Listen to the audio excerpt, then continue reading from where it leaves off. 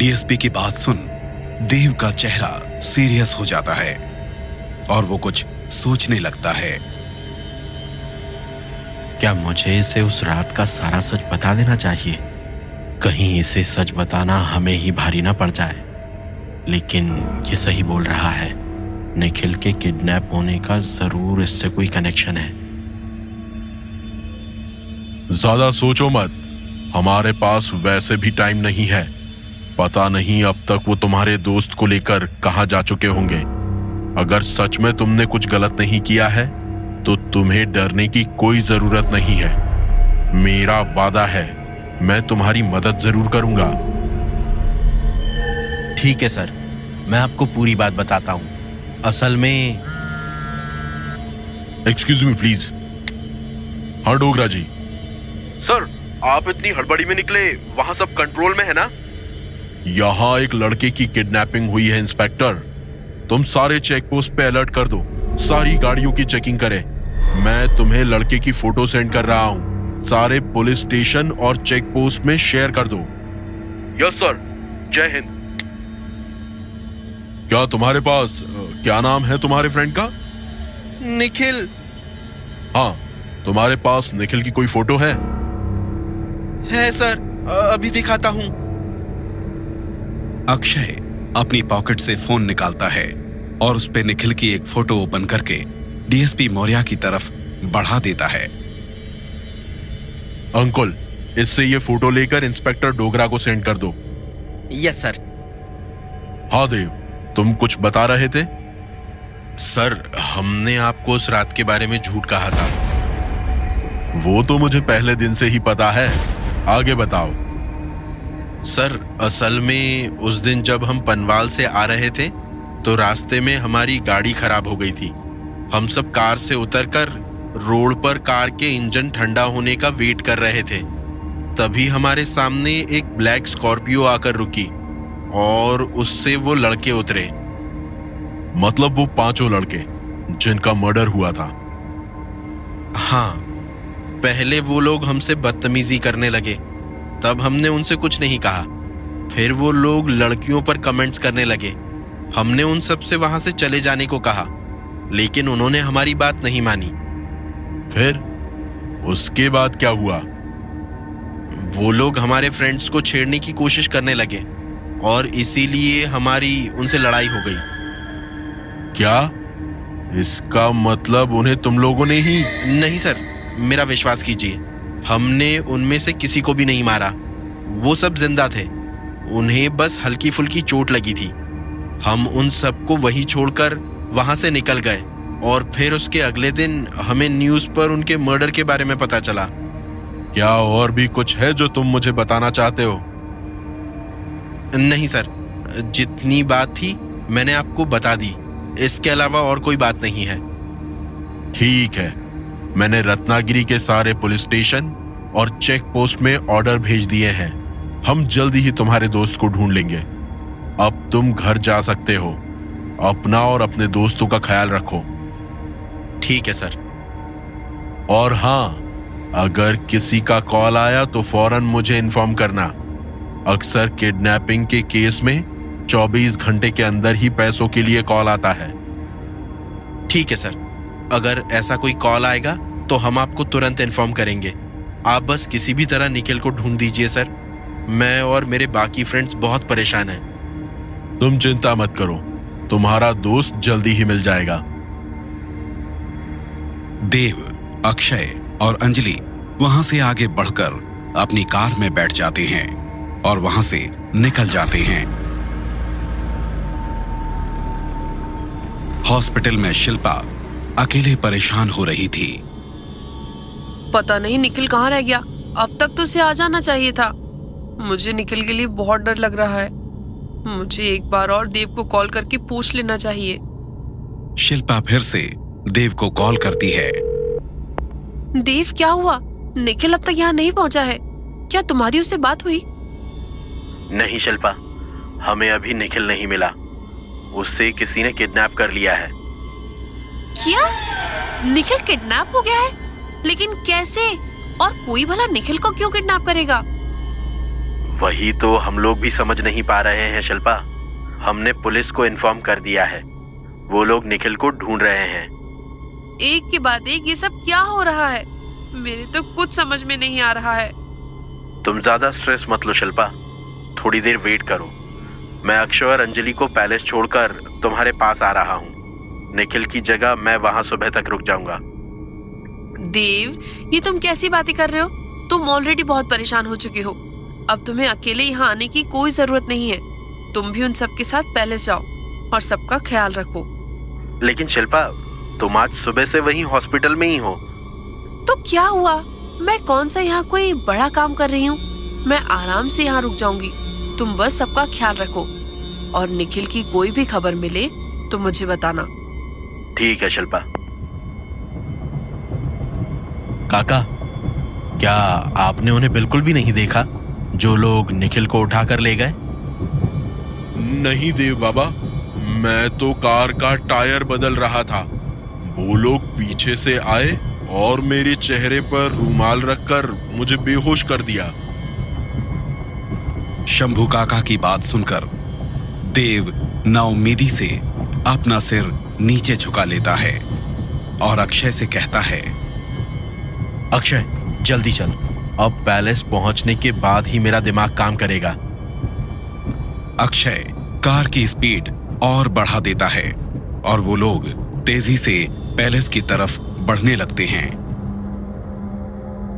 DSP Maurya और constable Ankul अब भी वहीं खड़े थे जहां से निखिल किडनैप हुआ था। सर, आपको क्या लगता है ये किसका काम हो सकता है? पता नहीं, कुछ भी ठीक से समझ नहीं आ रहा है, लेकिन मुझे ऐसा जरूर लग रहा है कि इस लड़के की किडनैपिंग का उस मर्डर केस से कोई ना कोई कनेक्शन जरूर है। सर, कहीं ये उस विधायक प्रशांत सिंह का काम तो नहीं है? उसके लिए ऐसी किडनैपिंग करवाना कोई बड़ी बात नहीं है। हाँ, ये तो मैंने सोचा ही नहीं। वो जब स्टेशन आया था तब भी उसने कहा था कि वो अपने भतीजे के मर्डरर का पता अपने तरीके से लगाएगा। चलो, कार स्टार्ट करो, अब इस विधायक की कुंडली निकालते हैं। थोड़ी ही देर में देव, अंजलि, अक्षय और शंभू काका पैलेस पहुंच जाते हैं। शंभू काका, रात बहुत हो चुकी है, आज आप यहीं पैलेस में रुक जाएं। ठीक है। सभी लोग कार से उतरकर पैलेस के अंदर आ जाते हैं। देव, अंजलि और अक्षय हॉल में ही बैठ जाते हैं। शंभू काका सोने के लिए एक कमरे में चले जाते हैं। अब हम क्या करें? अब हम कर भी क्या सकते हैं? जब तक पुलिस को कुछ पता नहीं चलता, हम सिर्फ वेट ही कर सकते हैं। अभी अपने रूम में जाओ और थोड़ा रेस्ट करो। मैं जानता हूं ऐसी सिचुएशन में किसी को भी नींद नहीं आएगी, लेकिन कल हमें और भी भाग दौड़ करनी पड़ेगी, इसीलिए अपना ध्यान रखना भी जरूरी है। ठीक है, मैं जा रहा हूँ। वैसे भी मेरे सर में बहुत दर्द हो रहा है, ऐसा लग रहा है जैसे ये फट जाएगा। अक्षय हॉल से उठकर अपने रूम की तरफ चला जाता है। अब वहां बस देव और अंजलि ही थे। देव, तुम हम सबको तो रिलैक्स रहने के लिए कह रहे हो, लेकिन क्या तुम ठीक हो? तुम्हारे चेहरे से साफ साफ दिखाई दे रहा है तुम बहुत परेशान हो। पता नहीं अंजलि, पहली बार मुझे कुछ भी समझ नहीं आ रहा है। पहले अक्षय पर अटैक, फिर शुभम को मारने की कोशिश और अब निखिल की किडनैपिंग। एक के बाद एक ये सब क्या हो रहा है? मेरी समझ में कुछ नहीं आ रहा है। अंजलि देव का हाथ अपने हाथों में ले लेती है। हम मिलकर सब ठीक कर देंगे देव। हमारे दोस्त हमारी हेल्प करने के लिए यहाँ आए थे, हमारी वजह से ये भी इन सब प्रॉब्लम्स में फंस गए हैं। ऐसी कोई भी बात नहीं है देव, तुम बस बहुत ज्यादा सोच रहे हो। हम सब यहाँ हैं, हम मिलकर इन सब से निकलने का कोई ना कोई रास्ता निकाल ही लेंगे। देव और अंजलि एक दूसरे की आंखों में देखने लगते हैं और फिर देव अंजलि को जोर से गले से लगा लेता है।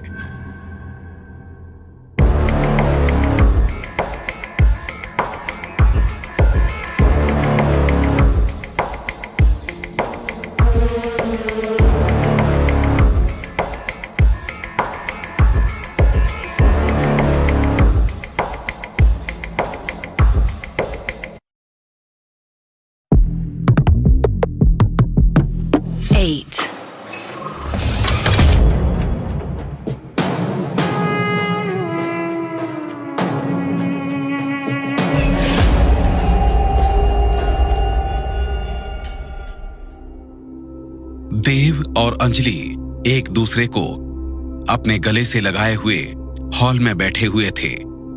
अंजलि को कुछ समझ नहीं आ रहा था कि कुछ कहे या बस चुपचाप ऐसे ही बैठी रहे। फोन की आवाज सुनकर देव एक झटके से अंजलि को छोड़ देता है। देव, इतनी रात को कौन कॉल कर सकता है? डीएसपी ने कहा था कि कोई पैसे के लिए कॉल कर सकता है। क्या पता, हो सकता है पुलिस का ही फोन हो। मैं जाकर देखता हूं। हेलो, कौन? देव, मैं ऋषि बोल रहा हूँ, गुरुजी के आश्रम से। हाँ ऋषि, बताओ इतनी रात कैसे कॉल किया? माफ करना, गुरुजी ने कहा कि तुम्हें तुरंत कॉल करूं। गुरुजी कल तक सबको आश्रम बुला रहे हैं। क्या? कल? ऋषि, क्या हम किसी और दिन नहीं आ सकते? मुझे नहीं लगता कल का दिन सही रहेगा। देव, अगर बात बहुत जरूरी नहीं होती तो गुरुजी कभी तुम्हें इतनी रात फोन करने को नहीं कहते। हाँ, मैं समझ सकता हूं, लेकिन कल हम सबका आश्रम आना पॉसिबल नहीं है। तुम ऐसा क्यों नहीं कर सकते हो? क्या कोई समस्या है? हाँ, एक नहीं बहुत सारी प्रॉब्लम्स है। शुभम हॉस्पिटल में एडमिट है। निखिल का कुछ पता नहीं चल रहा, शायद किसी ने उसे किडनैप कर लिया है। क्या? ये सब कैसे हुआ? कहीं ये उसी साई का काम तो नहीं जिसके बारे में गुरुजी ने तुम लोगों को बताया था? नहीं, मुझे ऐसा नहीं लगता। ये किसी इंसान का ही काम है। और शुभम, तुमने कहा वो हॉस्पिटल में है, उसे क्या हुआ? बहुत लंबी कहानी है, इसलिए मैं कह रहा हूं हम किसी और दिन आ जाएंगे। कल हमें निखिल का भी पता लगाना है। ठीक है, मैं गुरुजी से बात करता हूँ। हो सकता है वो कल तुमसे फोन पर बात करें। तुम अपना और बाकी सबका ख्याल रखना। ठीक है। अंजलि चलकर देव के पास आती है। क्या हुआ देव? किसका फोन था? उस डीएसपी का? नहीं, ऋषि का कॉल था। ऋषि? कौन ऋषि? जो हमें उस दिन गुरुजी के आश्रम में मिला था। उसने कहा कि गुरुजी ने कल हम सबको आश्रम बुलाया है, कुछ बहुत जरूरी है। लेकिन देव, कल तो हमें... हाँ, मैंने उसे कह दिया है कल हम नहीं आ पाएंगे। हमें कल निखिल का पता लगाना है। हाँ, वैसे इतना जरूरी क्या था कि गुरुजी ने इतनी रात को फोन करने के लिए कहा? वो तो मुझे नहीं पता, अब आश्रम जाकर ही पता चलेगा। रात के 1 बज रहे थे। शिल्पा अब भी हॉस्पिटल की उसी कुर्सी में बैठी हुई थी। शुभम अपने बेड पर गहरी नींद में सोया हुआ था। कब से ट्राई कर रही हूँ, नींद ही नहीं आ रही। बार बार बस निखिल का ही ख्याल मन में आ रहा है। पता नहीं बेचारा कहाँ होगा, किस हालत में होगा। मुझे नहीं लगता मैं आज सो पाऊंगी। थोड़ा बाहर टहल कर आती हूँ।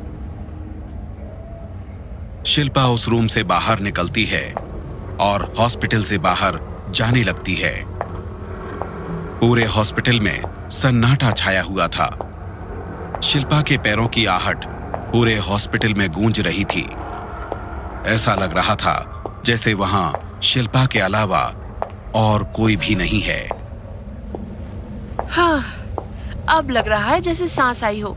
हॉस्पिटल के अंदर एक घुटन सी लग रही थी। शिल्पा बाहर निकलकर गार्डन में टहलने लगती है। तभी उसे एक अजीब सी आवाज सुनाई देती है। शिल्पा, इधर आओ।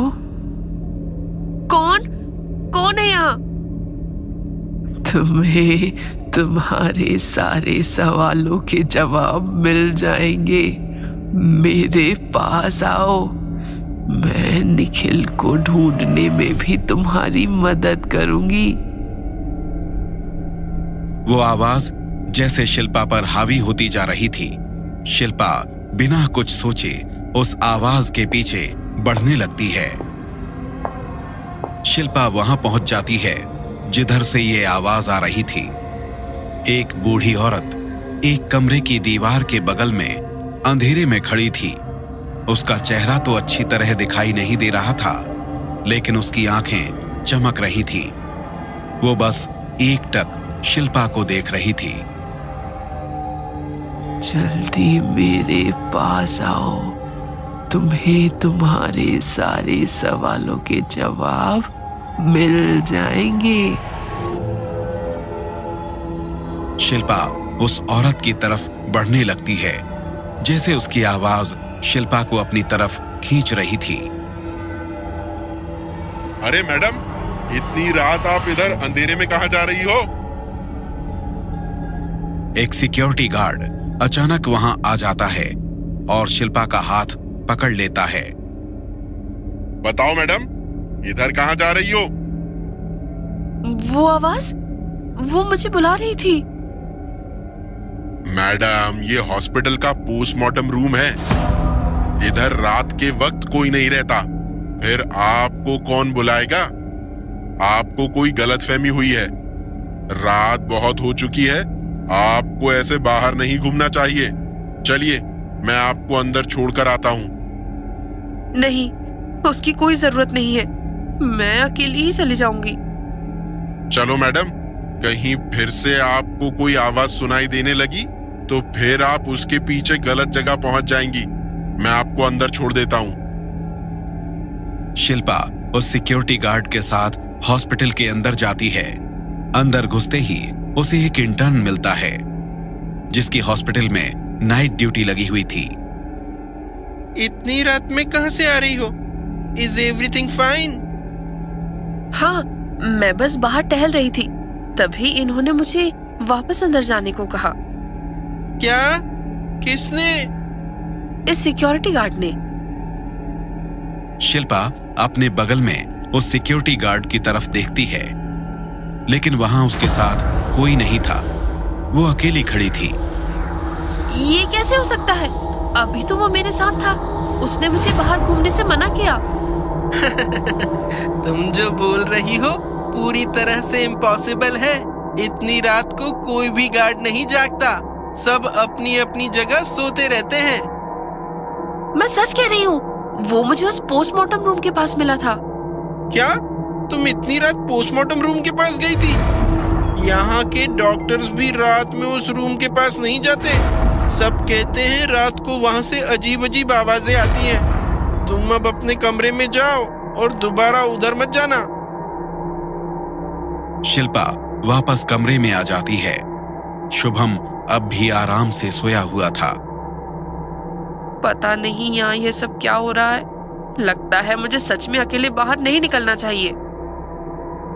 वो बूढ़ी औरत अब भी पोस्टमार्टम रूम के पास खड़ी थी और उसकी आंखें वैसे ही चमक रही थी। उधर उस गोदाम में निखिल को होश आ रहा था। कोई है? बचाओ मुझे, बाहर निकालो मुझे यहाँ से। लगता है यहाँ कोई नहीं है जो मेरी मदद कर सके। पता नहीं ये लोग मुझे ही क्यों उठा कर लाए हैं। ये लोग किसी और को भी तो ला सकते थे। मेरी किस्मत ही खराब है। देव ने कहा था मेरी जगह वो हॉस्पिटल चला जाएगा। मैंने ही उसे मना कर दिया। मैं तो जल्द से जल्द रत्नागिरी छोड़ के भागने का प्लान बना रहा था। पता नहीं कहाँ फंस गया। निखिल चुपचाप वहीं बैठा रहता है, लेकिन वहां कोई नहीं आता। इंतजार करते करते सुबह के 6 बज जाते हैं। पता नहीं अब तक उस लड़के को होश आया होगा या नहीं। अब तू ध्यान रखना, उतनी ही जोर से मारना जितना वो सह सके। अगर गलती से फिर से कुछ हो गया तो हम पर एक और मर्डर का केस लग जाएगा। तुझे तो हर बार की तरह वो विधायक बचा लेगा, मुझे जेल जाना पड़ेगा। तू चिंता मत कर यार, हमें कुछ नहीं होगा। देखना तू अब ये चूजा कैसे आराम से सच बोलेगा। धनंजय और रॉकी की आवाज सुनकर निखिल फिर से अपनी आंखें बंद कर लेता है और बेहोशी का नाटक करने लगता है। देख, मैंने कहा था ना, ये अब तक नहीं उठा है। तो क्या हुआ, अभी उठा देते हैं। ओए ओए लड़के, उठ। लगता है साला अभी भी गहरी नींद में है। अभी इसकी नींद खराब करता हूं। धनंजय एक बोतल लेता है और उसका सारा पानी निखिल के ऊपर उड़ेल देता है। अरे ये आप लोग क्या कर रहे हो? देख, हम तुझे कोई नुकसान नहीं पहुंचाना चाहते। तेरे पास अभी भी वक्त है। सच सच बता दे, उस रात किसने हमारे छोटू का मर्डर किया, वरना हमें खामखा ही तुझे और दर्द देना पड़ेगा। मैं तुम्हें सारी बात बताऊंगा, लेकिन पहले मुझे खोलो। मुझे वॉशरूम जाना है और मुझे बहुत भूख भी लग रही है। मुझे कुछ खाने को चाहिए। ठीक है, हम तुझे खोल रहे हैं, लेकिन अगर तूने कोई भी होशियारी की तो तेरे लिए ठीक नहीं होगा। रॉकी, इसकी रस्सी खोल दे। जैसे ही रॉकी निखिल के हाथ पैर से रस्सी खोलता है, निखिल उसे धक्का देकर भागने लगता है। निखिल को भागता देखकर धनंजय अपनी कमर से एक रिवॉल्वर निकालकर निखिल की तरफ निशाना लगाता है।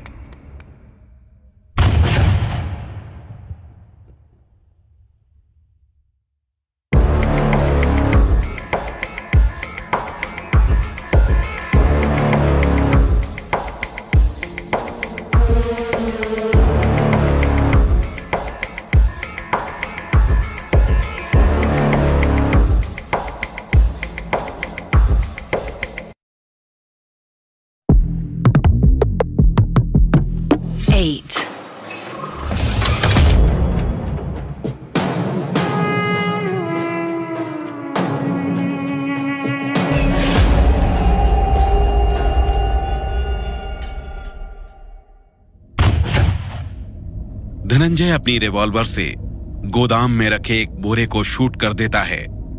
गोली की आवाज सुनकर निखिल रुक जाता है और अपनी जगह पर ही खड़ा हो जाता है। ये मत सोचना कि मेरा निशाना चूक गया। अगर फिर तुमने कोई चालाकी की तो गोली तेरे सर में होगी। रॉकी, इसे वापस ला और बैठा कुर्सी पर। हाँ, साले ने इतनी जोर से धक्का मारा, मेरा पैर मुड़ गया। चल बैठ अब। अगर फिर से धक्का मारा ना तो धनंजय से पहले मैं तेरी जान ले लूंगा, समझा? चल, अब बिना हमारा टाइम वेस्ट किए जल्दी बता, क्या हुआ था उस रात? उनका मर्डर किसने किया? कोई फायदा नहीं, अगर मैं तुम्हें बता भी दूं फिर भी तुम लोग मेरा यकीन नहीं करोगे। तू बात को ज्यादा घुमा फिरा मत, जो जानता है सीधे सीधे बता। मानना ना मानना हम देख लेंगे। तुम्हारे छोटू और उन बाकी लड़कों को हमने नहीं मारा, और ना ही किसी और आदमी ने। फिर वही बात, उसे किसी आदमी ने मारा है या किसी औरत ने, हमें इन सब से कोई मतलब नहीं है। तू बस हमें नाम बता। तुम लोग मेरी बात नहीं समझ रहे हो। उसे किसी इंसान ने नहीं मारा है, उन सबको मारने वाला वो साया है। देख, अगर तू ऐसे ही घुमा फिरा कर फिल्मी बातें करेगा तो मैं अभी तुझे गोली मार दूंगा। सब कुछ सीधे सीधे शुरू से बता। जंगल में एक साया रहता है, एक आत्मा। उसी ने उन सब की जान ली है। वो मुझे भी मारने वाला था, लेकिन मेरे दोस्त ने मुझे बचा लिया। उस रात जंगल में हमारी उन लड़कों से लड़ाई जरूर हुई थी, लेकिन हमने उनकी जान नहीं ली। क्या तुम लोगों को लगता है हम किसी का मर्डर कर सकते हैं? भाई, इसने ये पहली बार सच कहा है। ये सब शहरी चूजे क्या किसी की जान लेंगे? तू चुप रहे रॉकी, ये मजाक का टाइम नहीं है। और तू कह रहा है कि छोटू और उसके दोस्तों को किसी भूत ने मारा है? हाँ, अब तुम मेरी बात समझ रहे हो। तुम्हें क्या ये सब मजाक लग रहा है? लगता है हम सबको तुमने बेवकूफ समझ रखा है। मैं चाहूं तो अभी तुझे मारकर कहीं गायब कर सकता हूं, किसी को पता भी नहीं चलेगा तू कहां गायब हो गया। मैं तुम लोगों को कैसे समझाऊं? मैं झूठ नहीं बोल रहा। उस साये ने मेरे दोस्त को भी मारने की कोशिश की, अभी हॉस्पिटल में एडमिट है। ठीक है, जब तक तू हमें सब सच सच नहीं बताता, तू इसी कुर्सी पर बंधा रहेगा। ना तुझे खाना मिलेगा और ना पानी। हम शाम को वापस आएंगे, तब तक तू सोच ले, तुझे हमें सच बताना है या भूख से मरना है। रुको, मेरा यकीन करो, मैं सच कह रहा हूं, मुझे जाने दो। निखिल चिल्लाता रहता है। धनंजय और रॉकी बिना कुछ कहे उस गोदाम से बाहर चले जाते हैं। उधर हॉस्पिटल में शुभम नींद से जाग चुका था। शुभम उठकर अपने चारों ओर देखता है। शिल्पा वहां नहीं थी। हाँ देव, हमें किसी भी तरह निखिल को ढूंढना ही होगा। तुम शुभम की फिक्र मत करो, मैं उसके साथ ही हूं। शिल्पा रूम के बाहर से फोन पर बात करते हुए अंदर आती है। क्या हुआ शिल्पा, तुम काफी परेशान लग रही हो। नहीं तो, ऐसी कोई बात नहीं है। शिल्पा झूठ मत बोलो, मैंने अभी तुम्हें फोन पर बात करते हुए सुना। तुम किसी को ढूंढने की बात कर रही थी। शुभम, वो बताओ शिल्पा, क्या बात है? निखिल का कल रात से कुछ पता नहीं चल रहा है। क्या मतलब कुछ पता नहीं चल रहा है? शायद किसी ने उसे किडनैप कर लिया है। तो अब तक उसे ढूंढ क्यों नहीं रहे हैं? देव क्या कर रहा है? शुभम, सब लोग उसे ढूंढने की पूरी कोशिश कर रहे हैं। देव ने तो पता नहीं कब से चैन की सांस ही नहीं ली है। पहले तुम पर अटैक और फिर निखिल की किडनैपिंग। बेचारा देव कब से हमारे लिए कुछ न कुछ कर ही रहा है। अब तक कुछ पता चला क्या? निखिल को किसने किडनैप किया है? नहीं, अब तक ये समझ नहीं आ रहा है कि निखिल को किसने किडनैप किया है। आखिर कोई निखिल को क्यों किडनैप करेगा? पैसों के लिए भी अब तक किसी का कॉल नहीं आया है। पता नहीं बेचारा निखिल किस हाल में होगा। शाम हो चुकी थी। निखिल अब भी उस गोदाम में उसी कुर्सी पर बैठा हुआ था। उसके अलावा वहां और कोई नहीं था। भूख और प्यास से निखिल का बुरा हाल हो चुका था। वो अब मदद के लिए चिल्ला भी नहीं पा रहा था। धनंजय और रॉकी गोदाम के दरवाजे से अंदर आते हैं और निखिल के पास आकर खड़े हो जाते हैं। क्या सोचा तुमने? अब सच बताएगा या अपनी जान से हाथ धोएगा? पानी, मुझे पानी पीना है। प्लीज थोड़ा सा पानी दे दो। पहले सब सच सच बता, उसके बाद खाना पानी जो चाहेगा सब मिलेगा। मैं तुम्हें सब कुछ बताऊंगा, वो भी पूरे सबूत के साथ। लेकिन पहले मुझे पानी दो, मैं अब और नहीं सह सकता। क्या कहता है रॉकी? दे दे इसे पानी। हाँ यार, बेचारा इतना प्यासा है, इसे पानी पिला ही देते हैं। वैसे भी मेरी दादी कहती है किसी प्यासे को पानी पिलाने से पुण्य मिलता है। इतना पाप तो कमा ही लिया है, थोड़ा पुण्य भी कमा लेते हैं। चल, तू कहता है तो मान लेते हैं।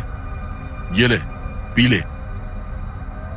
धनंजय पानी की बोतल निखिल की तरफ बढ़ा देता है। अरे, तेरे हाथ तो बंधे हुए हैं, फिर तू पानी कैसे पिएगा? मुझे खोल दो।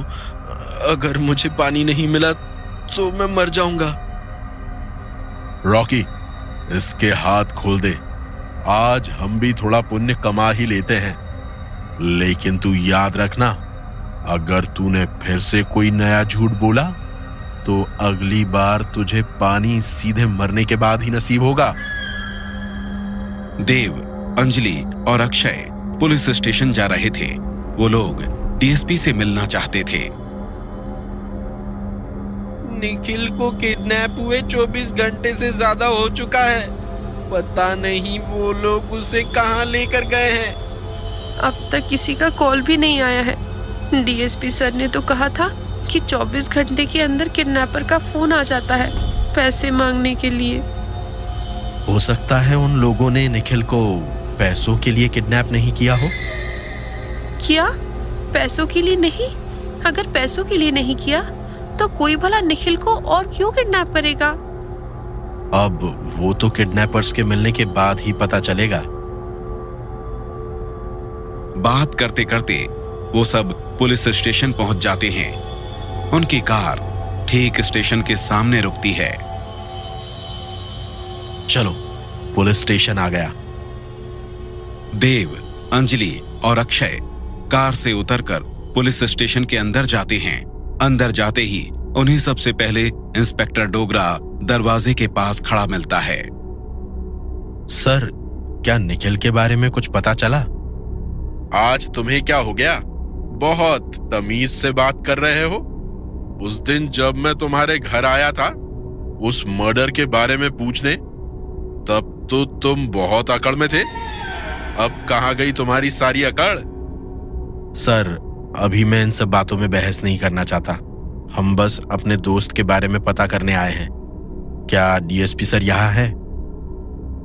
हाँ, कब से अपने कैबिन में बैठकर फोन पे लगे हुए हैं। सुबह से पता नहीं कितने लोगों के कॉल आ चुके हैं। जाओ, वहां जाकर उनसे मिल लो। सब अंदर डीएसपी मौर्य के कैबिन की तरफ जाते हैं। तभी डीएसपी की टेबल पर रखा टेलीफोन बजता है। सर, क्या निखिल का? डीएसपी मौर्य अपने होठों पर उंगली रखकर उन सबको चुप रहने का इशारा करते हैं और फोन पर किसी से बात करने लगते हैं। हाँ, बताओ, क्या पता चला?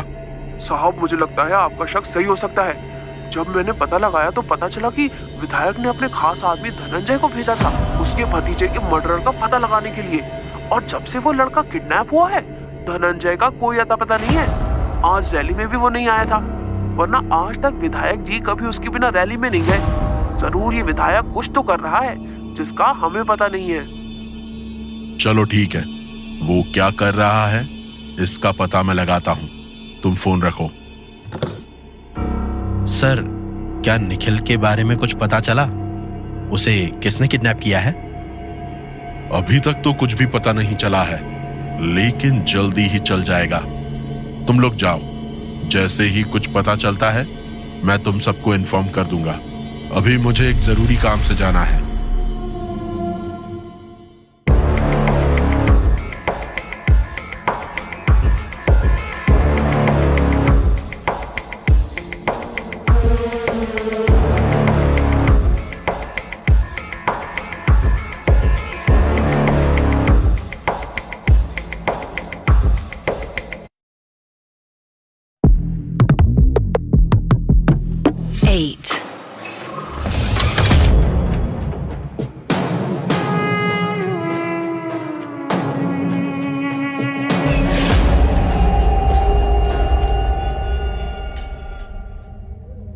डीएसपी मौर्य जल्दबाजी में पुलिस स्टेशन से बाहर निकलता है और जाकर अपनी कार में बैठ जाता है। अंकुल पहले से ही कार में डीएसपी का इंतजार कर रहा था। क्या हुआ सर? आपने इतनी जल्दी में आने को क्यों कहा? क्या कोई जरूरी बात है? पहले ही कार स्टार्ट करो, मैं तुम्हें बताता हूं। Yes sir. कहां चलना है सर? प्रशांत सिंह के पास, विधायक आवास। क्यों सर? क्या वो भी इन सब में इन्वॉल्व है? मुझे एक सोर्स से पता चला है उसने ही अपने आदमी से उस लड़के की किडनैपिंग करवाई है। उसे लगता है उसके भतीजे का मर्डर उन्हीं लोगों ने किया है। और आपको क्या लगता है सर, क्या कल रात वो लड़का देव सच कह रहा था?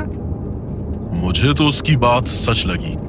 मुझे अब भी नहीं लगता कि वो लोग इतनी बुरी तरह किसी की जान ले सकते हैं।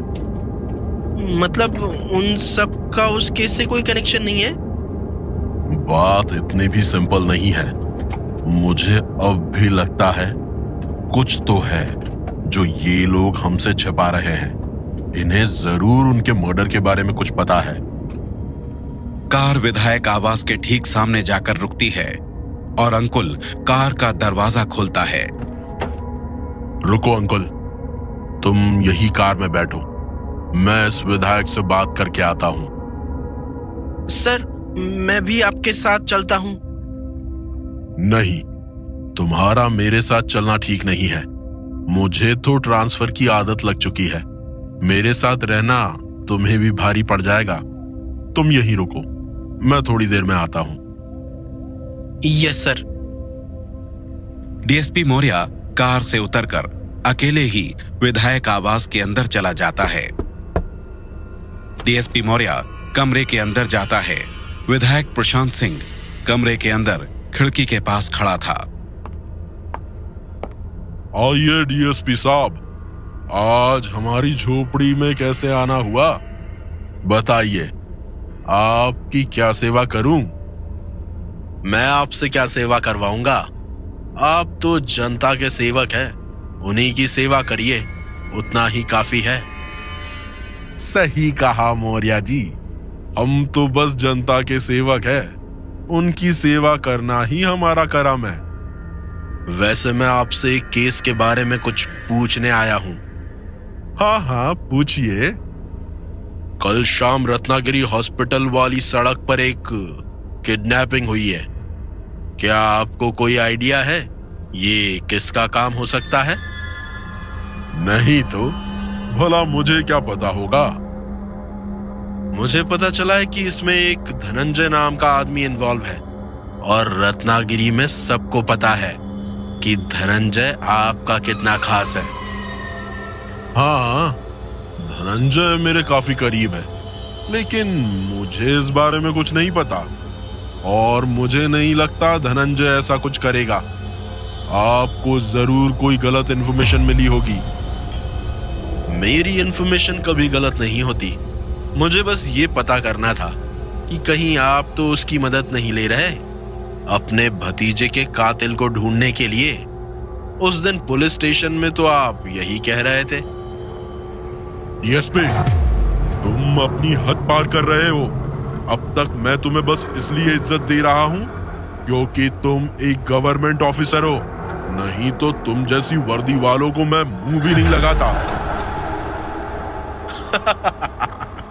चलो, कम से कम आज आपने कुछ तो दिल से कहा।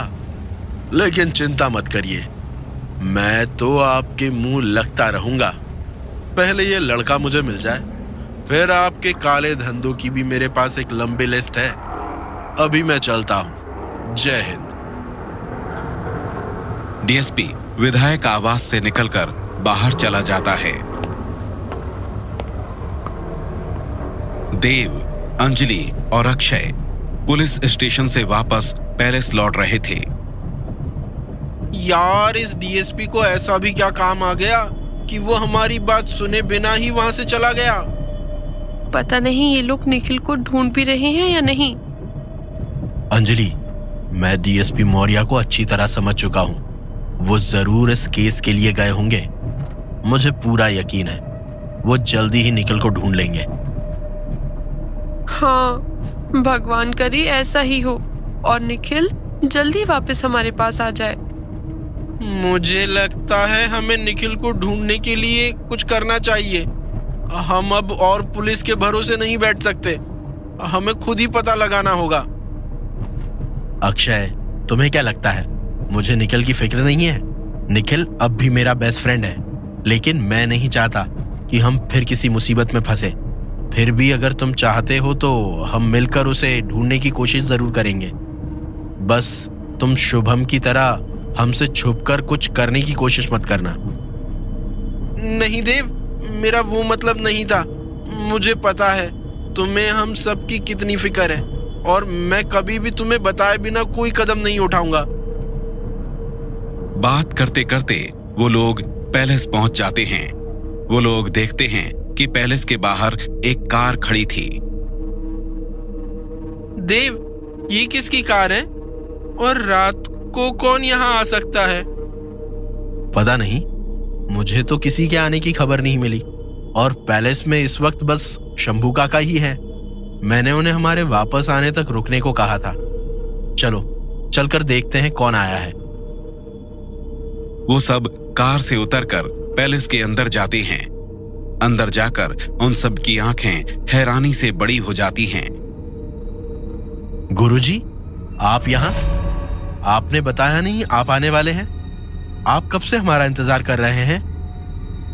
ऋषि साधु के पास ही खड़ा था। ऋषि देव की बात का जवाब देता है। हम बस थोड़ी देर पहले ही यहाँ आए हैं देव। जब मैंने गुरुजी को बताया कि तुम लोग बहुत परेशानी में हो और तुम लोग आश्रम नहीं आ सकते, तो गुरुजी ने खुद यहाँ आने का निर्णय लिया। बच्चों, यहाँ आओ, मुझे तुम सबसे कुछ जरूरी बात करनी है। गुरुजी की बात सुनकर सब लोग उनके पास जाकर बैठ जाते हैं। बताइए गुरुजी, ऐसी क्या बात है कि आपको इतनी रात यहाँ आना पड़ा? क्या कुछ गलत है गुरुजी? हाँ बेटा, तुम सबके ऊपर एक बहुत बड़ी मुसीबत मंडरा रही है, इसीलिए मुझे यहाँ आना पड़ा। ऐसी क्या बात है गुरुजी? वो साया समय के साथ साथ उसे अपनी ताकत वापस मिलती जा रही है। तुम सब पर खतरा बढ़ता जा रहा है। लेकिन गुरुजी, कुछ दिनों से तो हम सबको कोई परेशानी नहीं हुई है। भले ही अभी वो साया शांत बैठा हुआ है, लेकिन इसका मतलब ये नहीं है कि अब उससे खतरा नहीं है। हर दिन के साथ खतरा और भी बढ़ता जा रहा है। गुरुजी, आप क्या कहना चाहते हैं? मैं पिछले कई दिनों से उस साये से बचने के लिए एक साधना कर रहा था, लेकिन मैं भी उसे खत्म करने का तरीका नहीं ढूंढ पाया। मुझे लगता है वो साया इसीलिए शांत बैठा है, क्योंकि वो अभी इंतजार कर रहा है। इंतजार? किस चीज का इंतजार? अगले महीने की अमावस्या का। शायद वो साया कुछ ऐसा पाने की कोशिश कर रहा है जो वो पहले नहीं पा सका। लेकिन गुरुजी, अमावस्या को ऐसा क्या है और ऐसा क्या है जो वो पहले हासिल नहीं कर पाया? ये तो मैं भी नहीं बता सकता। ये तो तुम्हें और अंजलि को ही पता हो सकता है। तुम्हारे इस सवाल का जवाब तुम्हारी पिछली यादों में ही छुपा हुआ है। अब हमें क्या करना चाहिए गुरुजी? मैं जल्दी ही तुम्हें बताऊंगा, लेकिन अभी तुम्हें मेरी बात याद रखनी है।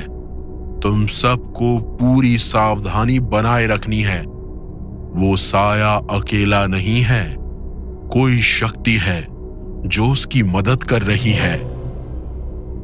हाँ गुरुजी, उस दिन मुझ पर भी उस साये ने नहीं, एक औरत ने हमला किया था। शायद वो ही उसकी मदद कर रही है। वो जो भी है, अपना रूप कभी भी बदल सकती है, इसीलिए तुम सबको पहले से होशियार रहना है। वो किसी भी रूप में आकर तुम लोगों को नुकसान पहुंचाने की कोशिश कर सकती है। जी गुरुजी, हम सब ध्यान रखेंगे। ठीक है, अभी मैं चलता हूं। मैं अपनी साधना छोड़कर आया हूं। अगर जरूरत पड़ी तो मैं ऋषि को तुम्हारे पास भेज दूंगा। जी गुरुजी। गुरुजी और ऋषि उठकर पैलेस से बाहर चले जाते हैं और वापस आश्रम के लिए निकल जाते हैं। जैसा गुरुजी ने बताया, उस हिसाब से हमें अगली अमावस्या तक पूरी तरह रेडी रहना है। हमें किसी भी तरह उस साये को हराना ही होगा। जरूर शिल्पा का फोन होगा, मैं बात करता हूं। हेलो। देव जैसे ही फोन पर बात सुनता है, उसके चेहरे का रंग उड़ जाता है।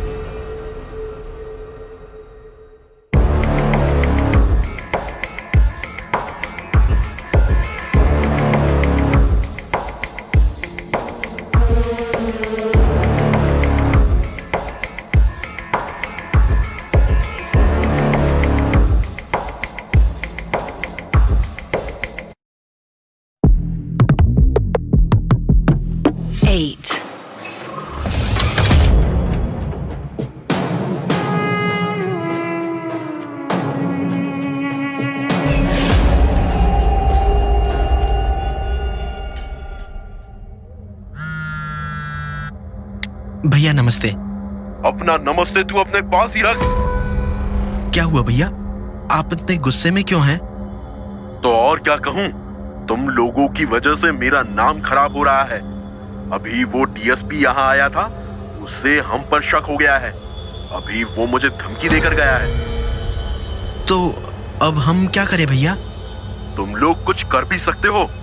वो लड़का 2 दिनों से तुम्हारे पास है, तुम लोग अब तक उससे सच भी नहीं उगलवा पाए। भैया हमने उसे मारा पीटा, खाना पानी बंद कर दिया, लेकिन वो कुछ बता ही नहीं रहा।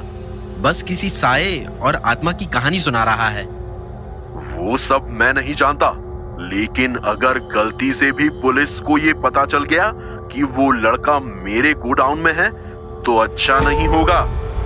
अब चिंता मत करो भैया, हम आपके ऊपर आज भी नहीं आने देंगे। बेवकूफ, मैं अपनी बात नहीं कर रहा, तुम्हारी बात कर रहा हूँ। अगर तुम लोग पकड़े गए तो तुम लोग अंदर जाओगे, और अगर तुमने मेरा नाम लिया तो मैं खुद तुम्हें गोली मार दूंगा। भैया आप ये क्या बोल रहे हो? हमने तो सब कुछ आप ही के कहने पर किया है। हाँ, इसीलिए मेरा कहना मानो और जल्द से जल्द उस लड़के को लेकर मेरे गोडाउन से निकल जाओ। लेकिन भैया सब तरफ चेकिंग चल रही है, हम अभी इसे लेकर कहाँ जाएं? वो तुम्हारी प्रॉब्लम है, कुछ भी करो लेकिन जल्दी मेरे गोडाउन से निकलो। क्या हुआ? क्या कहा प्रशांत भैया ने? कैसा भैया, मैंने साले के लिए कितनी बार अपनी जान खतरे में डाली, कितनी बार जेल गया, लेकिन आज जब खुद पर थोड़ा सा भी खतरा दिखा तो हमें भी बलि का बकरा बना रहा है। क्यों? ऐसा क्या कहा उसने? कह रहा है कि हम जल्दी गोडाउन खाली कर दे, पुलिस को उस पर शक हो गया है, अगर उसका नाम आया तो वो हमें मार देगा। लेकिन वो ऐसा कैसे कर सकता है? अभी हम कहाँ जाएंगे? सब तरफ पुलिस चेकिंग कर रही है। अब्दुल ने मुझे बताया है कि वो डीएसपी हाथ धोकर हमारे पीछे पड़ा हुआ है। अगर अभी हम निकले तो वो हमें नहीं छोड़ेगा। फिर क्या करें? हम सब तरफ से फंस चुके हैं। एक तरफ प्रशांत सिंह है तो दूसरी तरफ डीएसपी मौर्या। मेरे पास एक आइडिया है, लेकिन थोड़ा रिस्क है। कैसा आइडिया? वैसे भी अब प्रशांत सिंह से हमें कुछ नहीं मिलने वाला, और इस लड़के को अपने साथ ले जाने में भी बहुत रिस्क है। क्यों ना हम इसके दोस्तों को कॉल करें और उनसे इसे ले जाने को कहे। वो लोग उस हवेली में रहते हैं, उनके पास जरूर बहुत पैसा होगा। उनसे पैसे लेकर हम यहाँ से भाग लेंगे। तू बोल तो ठीक रहा है, अगर रिस्क लेना ही है तो कम से कम हमें कुछ फायदा तो हो। चल इस लड़के से बात करते हैं। धनंजय और रॉकी गोदाम के अंदर जाते हैं और जाकर निखिल के सामने खड़े हो जाते हैं। निखिल की हालत बहुत खराब हो चुकी थी, वो ठीक से बात भी नहीं कर पा रहा था। ये ले, पानी पी ले। धनंजय पानी की एक बोतल निखिल की तरफ बढ़ाता है। निखिल बोतल लेता है और सारा पानी पी लेता है। उसे देखकर साफ पता चल रहा था कि उसकी हालत कितनी खराब है। ये ले, कुछ खा ले, तुझे बहुत भूख लगी होगी। रॉकी निखिल को एक वड़ा पाव देता है। निखिल कुछ ही सेकंड्स में उसे खत्म कर देता है। अब निखिल थोड़ा बेहतर महसूस कर रहा था। अब मुझे जाने दो, मैं पहले ही तुम्हें सब कुछ बता चुका हूं।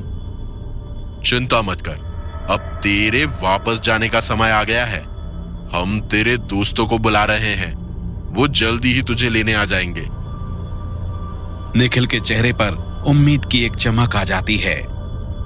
हाँ, प्लीज उन्हें बुला दीजिए, मैं यहाँ ऐसे और नहीं रह सकता। चल अपने दोस्तों का नंबर बता, हम अभी उन्हें बुलाते हैं। निखिल उन्हें पैलेस का लैंडलाइन नंबर बताता है। ये ले, अपने दोस्त से बात कर ले। हेलो शिल्पा। देव, मैं निखिल बोल रहा हूँ, मुझे यहाँ से ले जाओ देव। हॉस्पिटल में शिल्पा और शुभम आपस में बात कर रहे थे। शिल्पा, क्या शुभम ने कॉल किया? उसने निखिल के बारे में कुछ बताया क्या? नहीं शुभम, अब तक तो देव का कॉल नहीं आया है।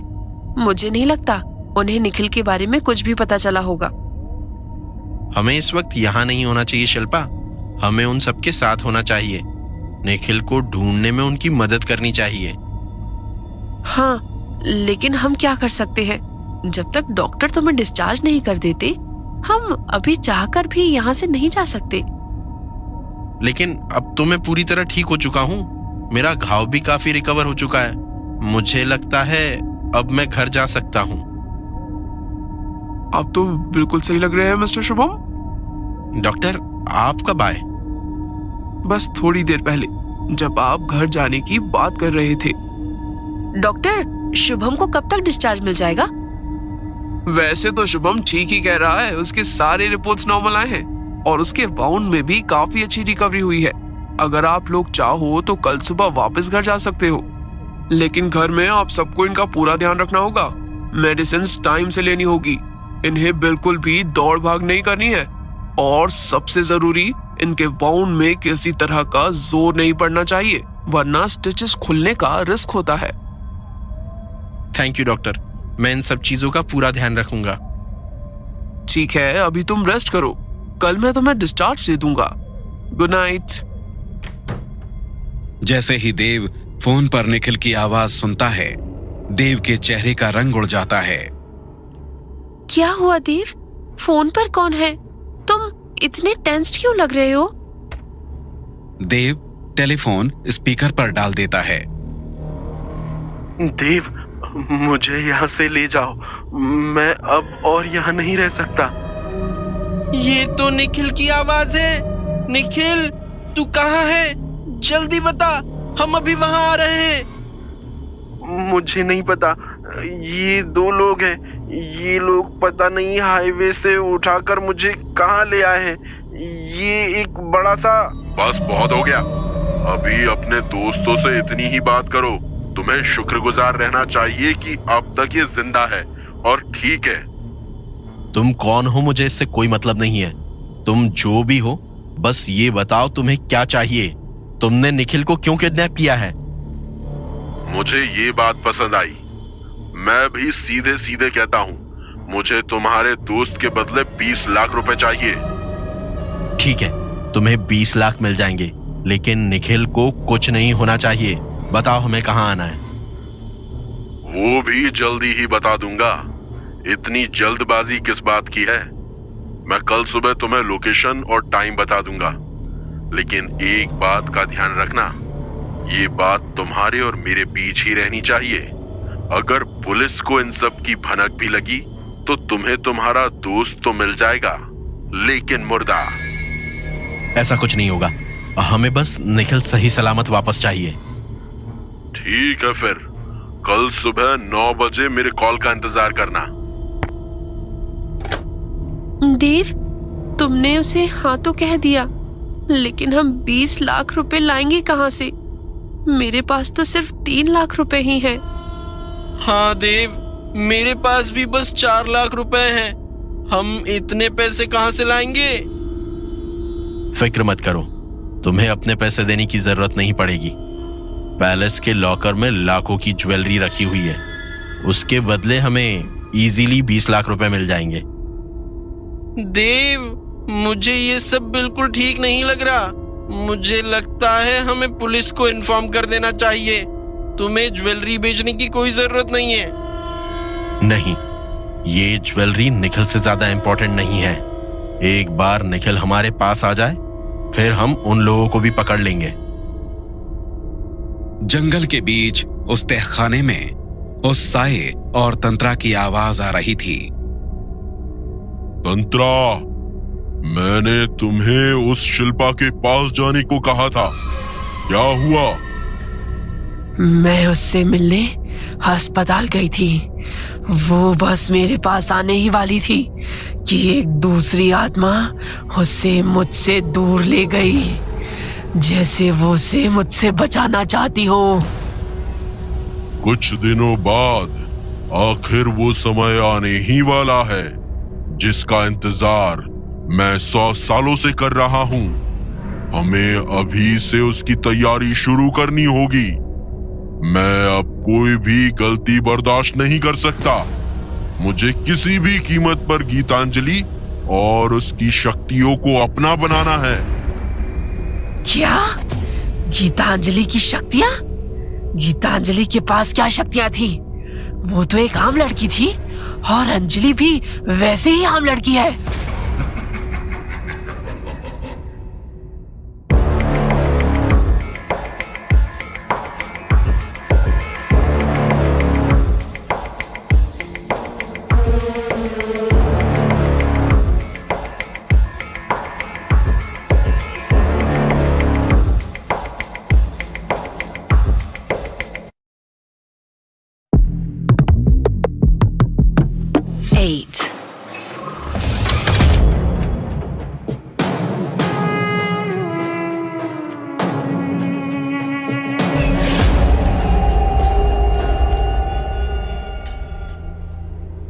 रात के 3 बज चुके थे।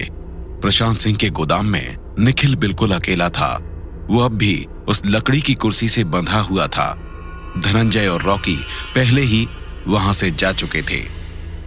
मुझे यकीन नहीं हो रहा, इन्होंने मुझे छोड़ने के लिए देव से 20 लाख रुपए मांगे हैं और देव इन्हें इतने सारे पैसे देने के लिए मान भी गया।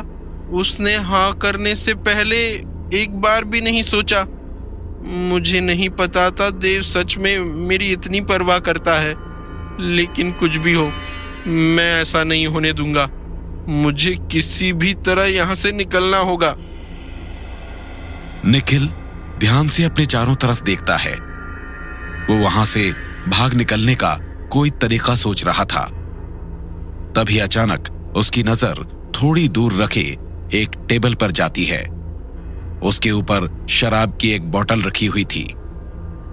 हाँ, इस बोतल से शायद मैं ये रस्सी काट सकता हूँ। निखिल बड़ी मुश्किल से अपनी कुर्सी को खिसकाता हुआ उस टेबल के पास पहुंचता है और टेबल से टकरा जाता है। निखिल अपने बंधे हुए हाथों से कांच का एक टुकड़ा उठाता है और उससे अपनी रस्सी काटने लगता है। आखिर ये रस्सी कट ही गई। मुझे जल्दी यहाँ से निकलना होगा। अगर वो दोनों वापस आ गए तो काफी प्रॉब्लम हो जाएगी। निखिल उठकर खड़ा होता है और भागकर वहां से जाने लगता है। कुछ समय तक बिना रुके भागने के बाद निखिल एक तिराहे के पास जाकर रुकता है। निखिल चारों तरफ देखता है, लेकिन उसे बिल्कुल भी समझ नहीं आता कि वो इस वक्त कहां है। पता नहीं ये कौन सी जगह है और रत्नागिरी जाने का रास्ता कौन सा है। मेरे पास मेरा फोन भी नहीं है, वरना देव को कॉल करके अभी यहाँ बुला लेता। निखिल पीछे पलटकर देखता है। एक औरत अपने हाथ में लालटेन लिए हुए आ रही थी। माँ जी, क्या आप यहीं आसपास रहती हैं? हाँ बेटा, यहाँ से थोड़ी ही दूर मेरा घर है। तुम काफी परेशान लग रहे हो, क्या कोई परेशानी है? हाँ, मैं बहुत बड़ी प्रॉब्लम में फंस गया हूँ। मुझे किसी भी तरह इस जगह से बाहर निकलना है। क्या आप मुझे बता सकती हैं कि रत्नागिरी जाने का रास्ता कौन सा है? मैं तुम्हें रास्ता तो बता दूंगी, लेकिन इस वक्त अकेले जाने में बहुत खतरा है। मुझे नहीं लगता तुम्हें अभी अकेले जाना चाहिए। ये औरत सही कह रही है। अगर उन दोनों को पता चल गया कि मैं गोडाउन में नहीं हूँ तो मुझे ढूंढते हुए इधर जरूर आएंगे। क्या हुआ बेटा, कहाँ खो गए? कुछ नहीं माँ जी, आप बिल्कुल ठीक कह रही हैं। वो मुझे बस अपने दोस्तों को कॉल करना है। क्या आपके पास मोबाइल है? नहीं बेटा, भला मैं मोबाइल का क्या करूंगी? मैं तो बस स्टैंड से अपने घर जा रही हूँ। लेकिन हाँ, घर में मेरे बेटे के पास एक मोबाइल है। अगर तुम चाहो तो मेरे साथ मेरे घर चल सकते हो। वहाँ तुम्हें किसी से छुपना भी नहीं पड़ेगा और तुम अपने दोस्त को फोन भी कर लेना। मेरा घर यहाँ से बस थोड़ी ही दूर है। ठीक है माँ जी, मैं आपके साथ चलता हूँ। वो दोनों कुछ देर तक पैदल आगे बढ़ते हैं। वो देखो बेटा, वही मेरा घर है। वो लोग एक पुराने घर के सामने आकर रुकते हैं। घर में पूरी तरह अंधेरा था। देखकर ऐसा लग रहा था जैसे वो घर काफी समय से बंद पड़ा हुआ है। माँ जी, यहाँ इतना अंधेरा क्यों है?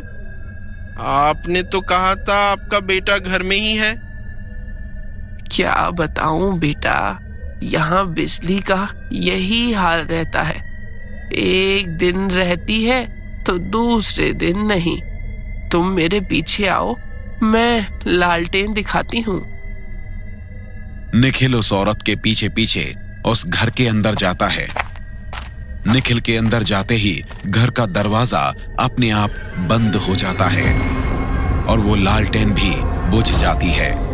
घर में दोबारा पूरी तरह अंधेरा छा जाता है। कुछ घंटों में रात ढल जाती है और सूरज निकलने लगता है। धनंजय और रॉकी आते हैं और निखिल को देखने के लिए गोडाउन के अंदर जाते हैं। रॉकी, ये सब क्या है? ये सब गिरा हुआ क्यों है? और वो लड़का कहाँ है? लगता है साला भाग गया यहाँ से। अब हमें क्या करना चाहिए? पता नहीं उसे यहाँ से भागे कितना टाइम हुआ है। अगर उसने पुलिस को इस जगह के बारे में बता दिया होगा तो? पुलिस किसी भी वक्त यहाँ आती होगी। हमें जल्द से जल्द यहाँ से भागना चाहिए। अगर पकड़े गए तो ना पुलिस हमें छोड़ेगी और ना प्रशांत सिंह। तू ठीक कह रहा है। हम ये शहर क्या, ये स्टेट ही छोड़कर चले जाएंगे। जल्दी चल, हमारे पास ज्यादा टाइम नहीं है। पुलिस कभी भी यहाँ आ सकती है। पैलेस में अब तक सब लोग सो रहे थे। अंजलि के कमरे का दरवाजा खुलता है और अंजलि बाहर निकलती है। अंजलि एक्सरसाइज करने के लिए गार्डन की तरफ बढ़ने लगती है। जैसे ही अंजलि गार्डन में जाने के लिए पैलेस का दरवाजा खोलती है, उसकी नजर दरवाजे के बाहर रखे एक बॉक्स पर जाती है। अंजलि की आवाज सुनकर देव और अक्षय भी भागकर नीचे आते हैं। क्या हुआ अंजलि, तुम इतनी जोर से चीखी क्यों? देव, ये देखो। अंजलि, तुम क्या कह रही हो? मुझे तो बाहर कुछ दिखाई नहीं दे रहा है। नीचे देखो, दरवाजे के पास। देव नीचे देखता है। जमीन पर एक खुला हुआ बॉक्स रखा था। बॉक्स के अंदर किसी इंसान की 2 आंखें सजी हुई रखी थी। ये क्या है? ये किसका काम हो सकता है? और ये आंखें, ये किसकी हैं? पता नहीं, लेकिन मुझे कुछ ठीक नहीं लग रहा है। देव, जल्दी उस डीएसपी को कॉल कर। हमें उसे इसके बारे में बताना ही होगा। ये क्या, डीएसपी मौर्य अभी मुझे क्यों कॉल कर रहे हैं? हाँ सर, मैं बस आपको ही कॉल करने वाला था। हमारे घर के बाहर। देव, वो सब छोड़ो, तुम सब फौरन पुलिस स्टेशन आ जाओ। क्या हुआ सर, ऐसी क्या बात है? मैंने कहा ना, जल्दी स्टेशन आओ। बाकी बात तुम्हें स्टेशन आकर ही पता चलेगी। तुम्हारा यहाँ आना बहुत जरूरी है। ठीक है सर, हम बस पैलेस से निकल ही रहे हैं। क्या हुआ देव? डीएसपी ने तुम्हें क्यों कॉल किया? पता नहीं अंजलि, उन्होंने हम सबको जल्दी पुलिस स्टेशन बुलाया है। कह रहे थे कुछ बहुत जरूरी है। लेकिन ऐसी भी क्या जरूरी बात हो सकती है जो वो हमें इतनी सुबह बुला रहे हैं? और ये आंखें, इनका हम क्या करें? इन्हें भी अपने साथ लेकर चलते हैं। पुलिस स्टेशन जाकर उन्हें इसके बारे में भी बता देंगे। ठीक है, फिर हमें बिल्कुल टाइम वेस्ट नहीं करना चाहिए। चलो जल्दी चलते हैं। देव उस बॉक्स को बंद करता है और उसे लेकर पैलेस से बाहर निकल जाता है। अक्षय और अंजलि भी देव के पीछे पीछे कार में बैठ जाते हैं और वो लोग पैलेस से पुलिस स्टेशन के लिए निकल जाते हैं। आधे घंटे बाद उनकी कार पुलिस स्टेशन के बाहर रुकती है। पुलिस स्टेशन के बाहर बहुत भीड़ लगी हुई थी। कई प्रेस रिपोर्टर्स कैमरा लिए कुछ शूट करने की कोशिश कर रहे थे। देव, तुम सब अंदर आओ, मुझे तुम लोगों से कुछ जरूरी बात करनी है। हाँ सर, बताइए। आपने हम सबको इतनी जल्दी क्यों बुलाया और बाहर इतनी भीड़ क्यों लगी हुई है? क्या निखिल के बारे में कुछ पता चला है? हाँ, मैं तुम्हें इसी बारे में कुछ बताना चाहता हूँ। आज सुबह कोई पुलिस स्टेशन के बाहर एक जली हुई डेड बॉडी रख गया। ये बॉडी इतनी जली हुई है कि पहचान में भी नहीं आ रही। लेकिन सर, आप ये सब हमें क्यों बता रहे हैं? हमें इससे क्या लेना? चलो, मैं तुम सबको डेड बॉडी दिखाता हूँ। डीएसपी मौर्य उन सबको वहां ले जाता है जहां भीड़ लगी हुई थी। जमीन पर एक जली हुई लाश रखी हुई थी। लाश जलकर पूरी तरह काली पड़ चुकी थी। उसे पहचानना पूरी तरह नामुमकिन था। सर, प्लीज बताइए, आप हमें ये क्यों दिखा रहे हैं? इस बॉडी के साथ हमें एक पर्स भी मिला है। पर्स में रखे कार्ड में इस आदमी का नाम लिखा हुआ है, निखिल गुप्ता। नहीं सर, जरूर कोई मिसअंडरस्टैंडिंग हुई है। ये हमारा निखिल नहीं हो सकता। ये जरूर कोई और होगा। काश ऐसा ही हो। बॉडी 98% जल चुकी है। आइडेंटिफाई करना लगभग इम्पॉसिबल है। बर्न इतना ज्यादा है कि इसकी दोनों आंखें भी जलकर बाहर गिर गई है।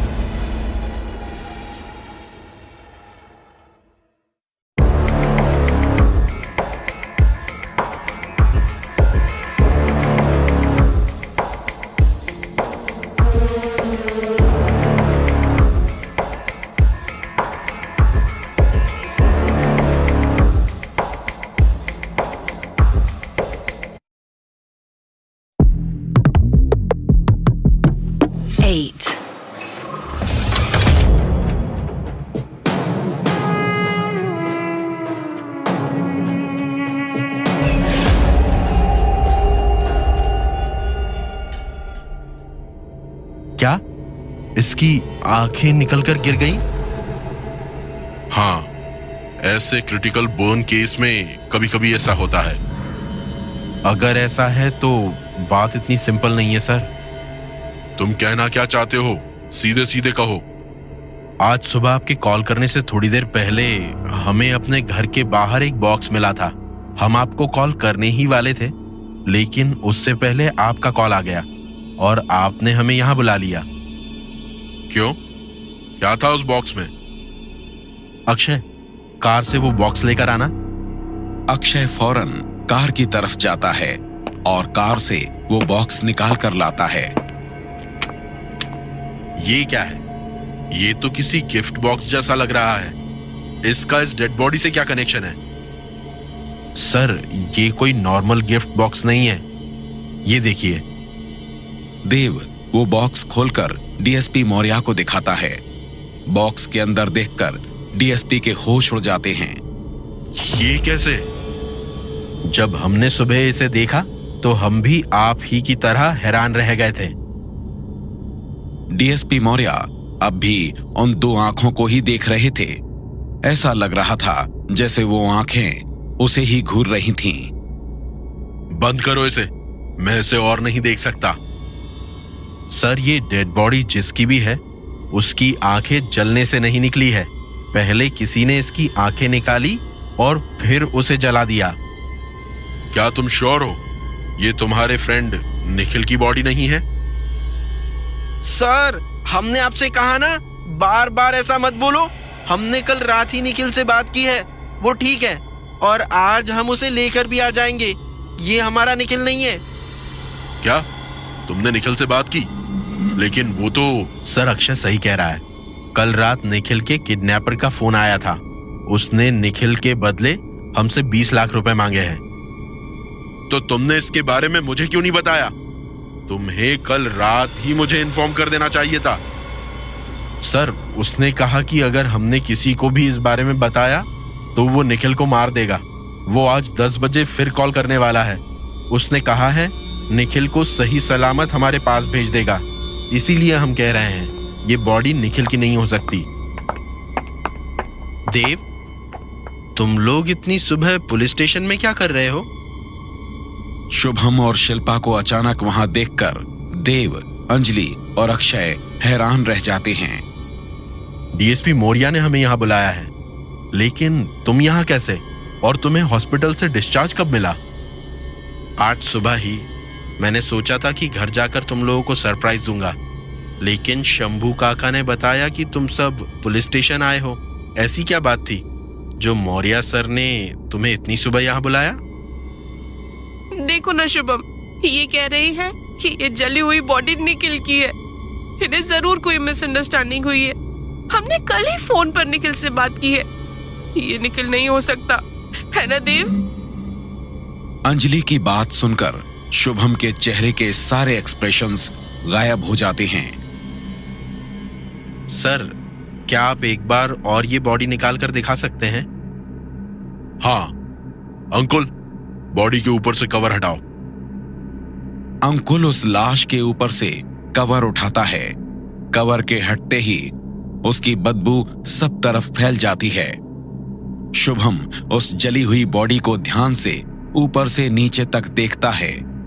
अचानक शुभम की नजर उसके हाथ पर पड़ती है। हाथ को देखते ही शुभम की आंखों से आंसू बहने लगते हैं। क्या हुआ शुभम? तू रो क्यों रहा है? फिक्र मत कर, ये निखिल नहीं है। थोड़ी देर में निखिल का कॉल आता ही होगा।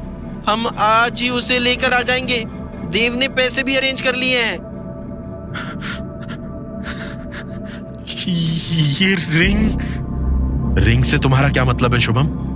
मुझे अच्छी तरह याद है निखिल कोई रिंग नहीं पहनता था।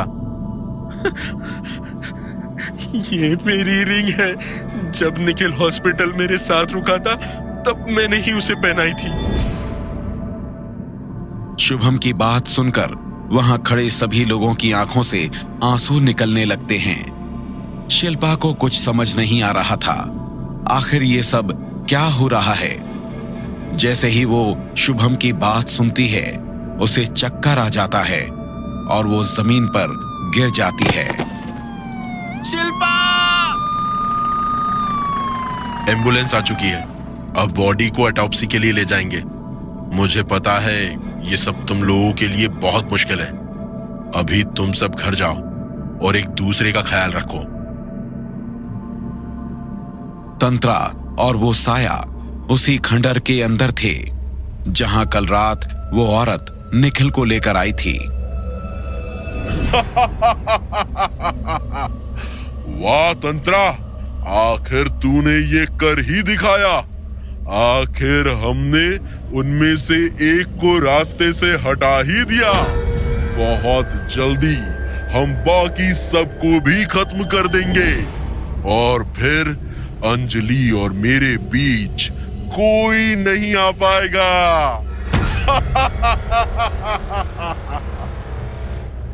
मैंने तो पहले ही कहा था, इन सबको खत्म करना मेरे लिए कोई बड़ी बात नहीं है। अगर मैं चाहती तो इस निखिल को भी वहीं खत्म कर देती, लेकिन मैं चाहती थी उसका शिकार भी तुम ही करो। इसीलिए मैं उसे अपने झांसे में फंसाकर यहाँ तुम्हारे पास ले आई। अब उनका साथ टूट चुका है। वो लोग अब और भी ज्यादा चौकन्ने हो जाएंगे।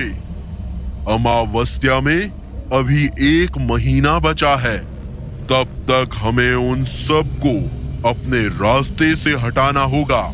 अमावस्या की रात मेरा इतना लंबा इंतजार खत्म हो जाएगा। ठीक है, मैं तुमसे वादा करती हूँ, अगली अमावस्या से पहले इन सबको तुम्हारे रास्ते से हटा दूंगी। मुझे तुम पर पूरा विश्वास है। मुझे पता है तू आखिर तक मेरा साथ देगी। तू कभी भी वृंदा और मंदाकिनी की तरह मुझे धोखा नहीं देगी। शाम हो चुकी थी। सब लोग पैलेस में जिंदा लाश की तरह बैठे हुए थे।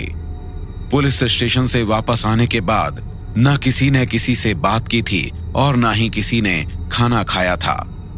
कोई भी निखिल की मौत के सदमे से बाहर नहीं निकल पाया था। दोस्तों, मैं समझ सकता हूं तुम सबको अभी कैसा लग रहा है। सच कहूं तो मुझे भी कुछ समझ नहीं आ रहा है। मुझे तो विश्वास ही नहीं हो रहा है कि निखिल अब हमारे साथ नहीं है। मैं जानता हूं ये सब आसान नहीं है, लेकिन हमें खुद को संभालना ही होगा। तुम में से किसी ने सुबह से कुछ नहीं खाया है। अगर तुम लोग ऐसे ही रहे तो तबीयत खराब हो जाएगी। तुम क्या कहना चाहते हो देव? हम सब निखिल को भूल जाएं और वापस अपनी नॉर्मल लाइफ जिए? अगर उस दिन मैंने निखिल को हॉस्पिटल आने से रोका होता तो आज निखिल हम सबके साथ होता। ऐसा नहीं है शिल्पा, मैंने तो उसे हॉस्पिटल जाने से मना किया था। वो खुद शुभम के पास जाना चाहता था। उसे शुभम का ख्याल रखना था। शायद हमारी किस्मत में यही लिखा था। सब मेरी गलती है। मुझे तुम सबसे छुपकर जंगल में नहीं जाना चाहिए था। शुभम, अभी देव ने कहा ना, जो भी हुआ उसमें किसी की गलती नहीं है। हम सबको ना चाहते हुए भी मूव ऑन करना ही होगा। अब जो जा चुका है वो वापस नहीं आने वाला। और मैं प्रॉमिस करता हूं, इसके पीछे जिसका भी हाथ है उससे इसकी सजा जरूर मिलेगी। मैं अपने रूम में जा रहा हूं, तुम लोग प्लीज कुछ खा लेना। देव अपने कमरे में चला जाता है। देव के बाद बाकी सब भी एक एक करके अपने कमरों में चले जाते हैं। कुछ घंटों बाद ये क्या, रात के 2 बज रहे हैं? इतनी रात ये आवाज कैसी है? चलकर देखता हूं।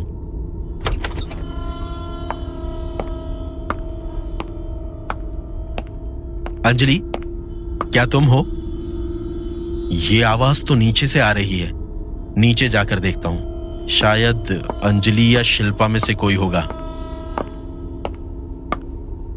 अंजलि, शिल्पा, इधर आओ देव, मेरे पास आओ। देव उस आवाज के पीछे जाता है। चलते चलते देव एक दरवाजे के सामने आकर रुकता है। ये क्या, यहां एक दरवाजा भी है? ऐसा लग रहा है ये सालों से नहीं खुला है। शंभू काका ने भी मुझे इसके बारे में नहीं बताया। अंदर चलकर देखता हूं आखिर ये है क्या। यहां तो नीचे सीढ़ियां हैं। शायद ये एक बेसमेंट है। हो सकता है ये पहले स्टोर रूम रहा होगा।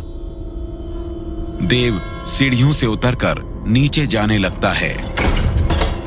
ये क्या, ये दरवाजा अपने आप कैसे बंद हो गया? अंजलि, अक्षय, दरवाजा खोलो। शायद मेरी आवाज बाहर नहीं जा रही है। देव अपने फोन की फ्लैश लाइट ऑन कर लेता है और बेसमेंट के अंदर जाने लगता है।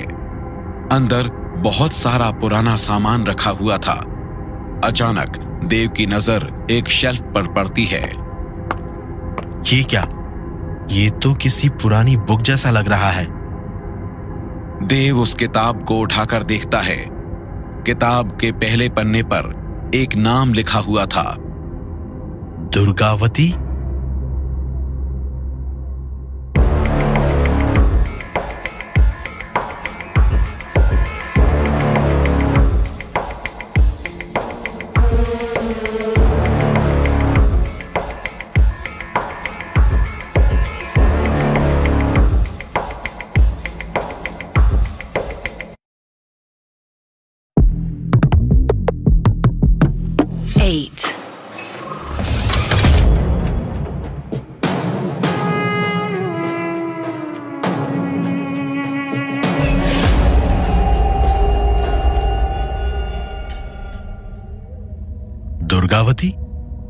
ये दुर्गावती कौन है और ये किसकी किताब है जिस पर उसका नाम लिखा हुआ है? देखकर तो ऐसा लग रहा है जैसे ये 100 साल से भी ज्यादा पुरानी है। देव उस किताब को अपने हाथ में लेता है और उसका पहला पन्ना पलटता है। ये क्या? ये कोई किताब नहीं है, ये तो किसी की डायरी जैसा लग रहा है। लगता है ये उसी दुर्गावती की डायरी है जिसका इस पर नाम लिखा हुआ है। इसे पढ़ने से ही पता चलेगा आखिर ये दुर्गावती है कौन। आज हमारी जिंदगी का सबसे खूबसूरत दिन है। आज हमें पता चला कि हम माँ बनने वाले हैं। जब हम राजा रुद्र प्रताप को ये खबर देंगे, वो तो खुशी से पागल ही हो जाएंगे। उस डायरी को पढ़ते हुए देव उसी में खो जाता है। आप अपने कमरे में अकेली क्या कर रही है रानी दुर्गावती? हम कब से आपको महल में ढूंढ रहे हैं। आपको तो पता है, हमें अपनी दैनिक चीजें डायरी में लिखने का शौक है। जब भी हमारे साथ कुछ खास होता है, हम इस डायरी में लिखते हैं। आपने भी ये अंग्रेजों का शौक पाल रखा है। वैसे आज ऐसा क्या खास है जो आप पूरा महल छोड़कर यहाँ अकेली बैठकर डायरी लिख रही हैं? बात ही ऐसी है, आज हम इतने खुश हैं जितना हम पहले कभी नहीं थे। फिर हमें भी बताइए, हम भी थोड़ा खुश हो लें। जब आप सभा में थे, तब हमने वैद्य को बुलाया था। क्या वैद्य को बुलाया था? क्या आपकी तबीयत ठीक नहीं है? आपने हमें क्यों नहीं बुलाया? ऐसी कोई बात नहीं है, हमारी तबीयत बिल्कुल ठीक है। लेकिन अभी तो आपने कहा कि आपने वैद्य को बुलाया था। रुकिए, आपने कहा आप खुश हैं? क्या आप वही कहना चाहती है जो हम समझ रहे हैं? अब हमें और मत सताइए, हमसे और सब्र नहीं होता। आप सही समझ रहे हैं राजा रुद्र प्रताप, जल्द ही हमारा राजकुमार आने वाला है। दुर्गावती की बात सुनते ही राजा रुद्र प्रताप उठकर खड़े हो जाते हैं और खुशी से उन्हें अपनी बाहों में उठा लेते हैं। सच में रानी दुर्गावती, हमें भी आज से पहले इतनी खुशी कभी नहीं हुई है। अब छोड़िए हमें, कोई आ जाएगा। आता है तो आ जाने दो, आज हमें किसी की परवाह नहीं है। हमारी बात मानिए, दरवाजा भी खुला है, हमें नीचे उतारिए। राजा रुद्र प्रताप दुर्गावती को नीचे उतार देते हैं और वापस कुर्सी पर बैठ जाते हैं। लेकिन सच में दुर्गावती, हम ना जाने कब से इस दिन का इंतजार कर रहे थे। हमने तो अपने बेटे का नाम भी सोच रखा है। अच्छा, और क्या नाम सोचा है आपने? देवराज, देवराज सिंह। ये क्या? इसका मतलब ये डायरी मेरी माँ, मतलब देवराज की माँ की है और देवराज के पिता का नाम रुद्र प्रताप सिंह था। देव तुम कहाँ हो? लगता है ये लोग मुझे ढूंढ रहे हैं। मुझे इस डायरी को आगे और पढ़ना चाहिए, इससे मुझे अपने पूर्वजन्म के बारे में और जानने में मदद मिलेगी। देव उस डायरी को अपनी शर्ट के नीचे छुपा लेता है और ऊपर दरवाजे के पास जाकर दरवाजा ठोकने लगता है। मैं यहां हूं अंजलि। देव, तुम यहाँ क्या कर रहे हो? और यहाँ क्या है? मुझे नहीं पता था यहाँ भी कोई कमरा है। अक्षय भागता हुआ वहां पर आता है। तू इतनी रात को अपना रूम छोड़कर यहाँ क्या कर रहा है? तुझे न देखकर हम सब कितना परेशान हो गए थे, और तेरा फोन भी नहीं लग रहा है। हाँ, अंदर नेटवर्क नहीं है। मैंने भी तुम लोगों को कॉल करने की कोशिश की। लेकिन अंदर है क्या? अंदर बेसमेंट में बहुत सारा पुराना सामान रखा हुआ है। शायद पहले ये स्टोर रूम रहा होगा। मैं भी वही देखने के लिए यहाँ आया था। चलो अब यहाँ से चलते हैं। वैसे तुम लोग इतनी सुबह मुझे क्यों ढूंढ रहे थे? मैंने देखा तुम्हारे रूम का डोर खुला हुआ है और तुम अंदर नहीं हो, बस इसलिए मैं परेशान हो गई थी और फिर मैंने अक्षय को उठा दिया। चलो मैं वापस अपने रूम में जा रहा हूँ। अभी सुबह होने में थोड़ा टाइम बचा है, थोड़ी देर और सो लेता हूँ। तुम लोग भी थोड़ी देर आराम कर लो। अक्षय के बाद देव और अंजलि भी अपने अपने कमरों में चले जाते हैं। लगता है आज मेरी किस्मत में सोना लिखा ही नहीं है। पहले अंजलि ने उठा दिया और अब पता नहीं सुबह सुबह कौन आ गया। विक्की तू यहाँ? हाँ भैया, मैंने निखिल भैया के बारे में सुना। मुझे तो विश्वास ही नहीं हो रहा है कि वो अब हमारे साथ नहीं है। रुक, मैं अभी अंजलि को बुलाता हूँ। अंजलि, अंजलि, क्या हुआ अक्षय? जल्दी नीचे आओ। अंजलि सीढ़ियों से उतरकर नीचे आती है। जैसे ही अंजलि नीचे उतरती है, विक्की भागकर उसके पास जाता है और अंजलि को गले लगा लेता है।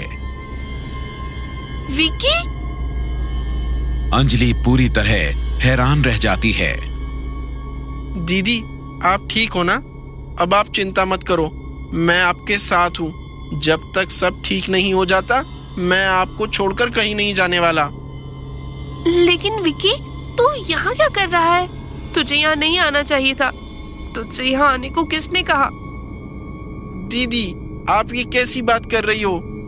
कल रात आपने ही तो मुझे कहा कि मैं जल्द से जल्द रत्नागिरी आ जाऊं।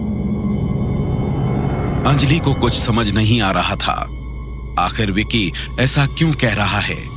अंजलि ने तो पिछले कई हफ्तों से विक्की से बात ही नहीं की थी। नहीं विक्की, मैंने कब ऐसा कहा? इतने में देव और शिल्पा भी वहां आ जाते हैं। अचानक विक्की को वहां देखकर देव भी चौंक जाता है। विक्की उन सबको कल रात के बारे में बताने लगता है। हाय दीदी, आज इतने दिनों बाद आपको मेरी याद आ रही है। मैंने आपको कितनी बार कॉल करने का ट्राई किया लेकिन आपका फोन ही नहीं लगा। आप ठीक हो ना? विक्की यहाँ कुछ भी ठीक नहीं है। क्या हुआ दीदी, आप रो क्यों रही हो? विक्की यहाँ कुछ भी ठीक नहीं है। निखिल मर चुका है। मुझे बहुत डर लग रहा है। दीदी ये आप क्या कह रही हो? मुझे कुछ समझ नहीं आ रहा है। क्या हुआ निखिल भैया को? उसका एक्सीडेंट हो गया है, वो अब नहीं रहा।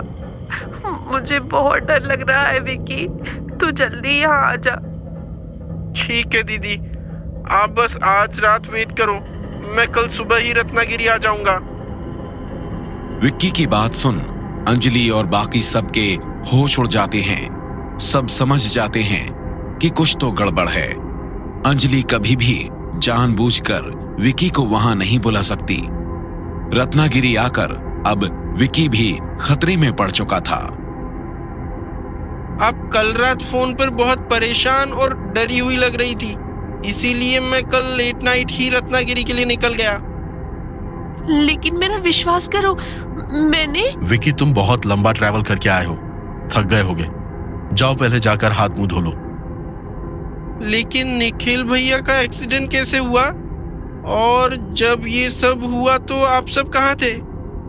विक्की हमारे पास अभी बताने को बहुत सारी बातें हैं, इसीलिए मैं कह रहा हूं पहले थोड़ा आराम कर लो, फिर हम तुम्हें सब कुछ बताएंगे। अक्षय तुम विक्की को गेस्ट रूम में ले जाओ। हाँ चल विक्की, मेरे साथ चल। अक्षय विक्की को लेकर गेस्ट रूम की तरफ चला जाता है। देव ट्रस्ट मी, मैंने विक्की को कुछ भी नहीं बताया। भला मैं उसे यहाँ बुलाकर खतरे में क्यों डालूंगी? मुझे पता है अंजलि, तुम कभी भी विक्की को खतरे में नहीं डालोगी। इसमें जरूर कुछ तो गड़बड़ है। मुझे लगता है इसके पीछे जरूर उस साये का हाथ है। मुझे बहुत डर लग रहा है देव। मैं विक्की को किसी भी खतरे में नहीं देख सकती। उसे यहाँ से वापस भेज देते हैं। ये जगह उसके लिए ठीक नहीं है। अंजलि चाहे वो जो भी हो, लेकिन अगर वो विक्की के बारे में जानता है तो कभी भी विक्की को नुकसान पहुंचा सकता है। यहाँ कम से कम हम सब विक्की के साथ हैं। मुझे लगता है हमें विक्की को यहीं रहने देना चाहिए। लेकिन देव ठीक कह रहा है अंजलि, तुम्हें उसकी बात माननी चाहिए। वैसे भी अगर तुम विक्की को बताओगी कि तुमने उसे कॉल नहीं किया था तो वो समझ जाएगा कि यहाँ कुछ तो है जो नॉर्मल नहीं है। लेकिन मुझे अब भी नहीं लगता कि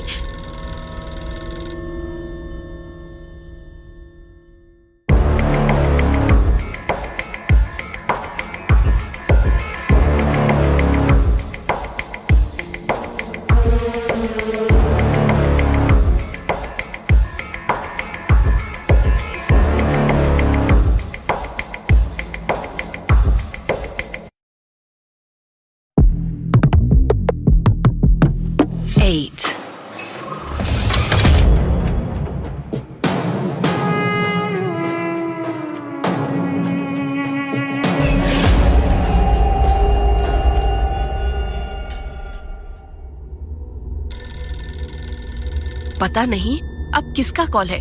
जब भी सुबह फोन बजता है कोई ना कोई बुरी खबर ही होती है। मुझे तो अब किसी का फोन उठाने में भी डर लगने लगा है। चिंता मत करो, मैं देखता हूं। हेलो हेलो, मैं पुलिस स्टेशन से कांस्टेबल अंकुल बात कर रहा हूँ। हाँ बताइए। आपके फ्रेंड की सारी फॉर्मेलिटीज कंप्लीट हो चुकी है। दोपहर में उनकी बॉडी हॉस्पिटल से ले जा सकते हैं। बॉडी लेने के लिए उनके किसी रिलेटिव को यहाँ आना पड़ेगा। निखिल का कोई रिलेटिव नहीं है। बचपन में ही उसके मॉम डैड की डेथ हो गई थी। उसके बाद वो ऑर्फनेज में रहा और फिर कॉलेज हॉस्टल में। हम सभी उसकी फैमिली है। ठीक है, फिर आप लोग दोपहर में उनकी बॉडी ले जा सकते हैं। मौर्य सर ने मुझे कहा था कि जैसे ही हॉस्पिटल से खबर आए आपको बता दूं। Thank you. कौन था देव? पुलिस स्टेशन से कॉल था। हम दोपहर में निखिल को घर ला सकते हैं। हमारे अलावा उसका और कोई नहीं है। हमें ही उसका अंतिम संस्कार करना है। हाँ देव, भले ही निखिल हमारा फ्रेंड था लेकिन हमने कभी उसे फैमिली से कम नहीं समझा। अब उसका अंतिम संस्कार भी हम ही करेंगे। अभी हमारे पास थोड़ा टाइम है, तब तक बाकी काम खत्म कर लेते हैं। फिर तुम और अक्षय हॉस्पिटल से उसकी बॉडी ले आना। कुछ घंटे बीत जाते हैं। एक एम्बुलेंस आकर शमशान घाट में रुकती है। अंजलि, शिल्पा और शुभम वहीं खड़े उनका इंतजार कर रहे थे। साधु और ऋषि भी उनके पास में खड़े थे। उनसे थोड़ी ही दूर एक चिता बनी हुई थी। निखिल के अंतिम संस्कार की पूरी तैयारी हो चुकी थी। ऋषि, जाओ उनकी मदद करो। ऋषि देव और अक्षय के पास जाता है और वो सब मिलकर निखिल की लाश को उस चिता के ऊपर रख देते हैं। ये सब कैसे हुआ देव? ऋषि ने थोड़ी देर पहले ही मुझे बताया कि निखिल की मृत्यु हो गई। कुछ लोगों ने निखिल को किडनैप कर लिया था गुरुजी। उन्होंने निखिल के बदले हमसे पैसे मांगे थे। मैं उन्हें पैसे देने को तैयार भी था। वो लोग कल निखिल को हमें वापस देने वाले थे।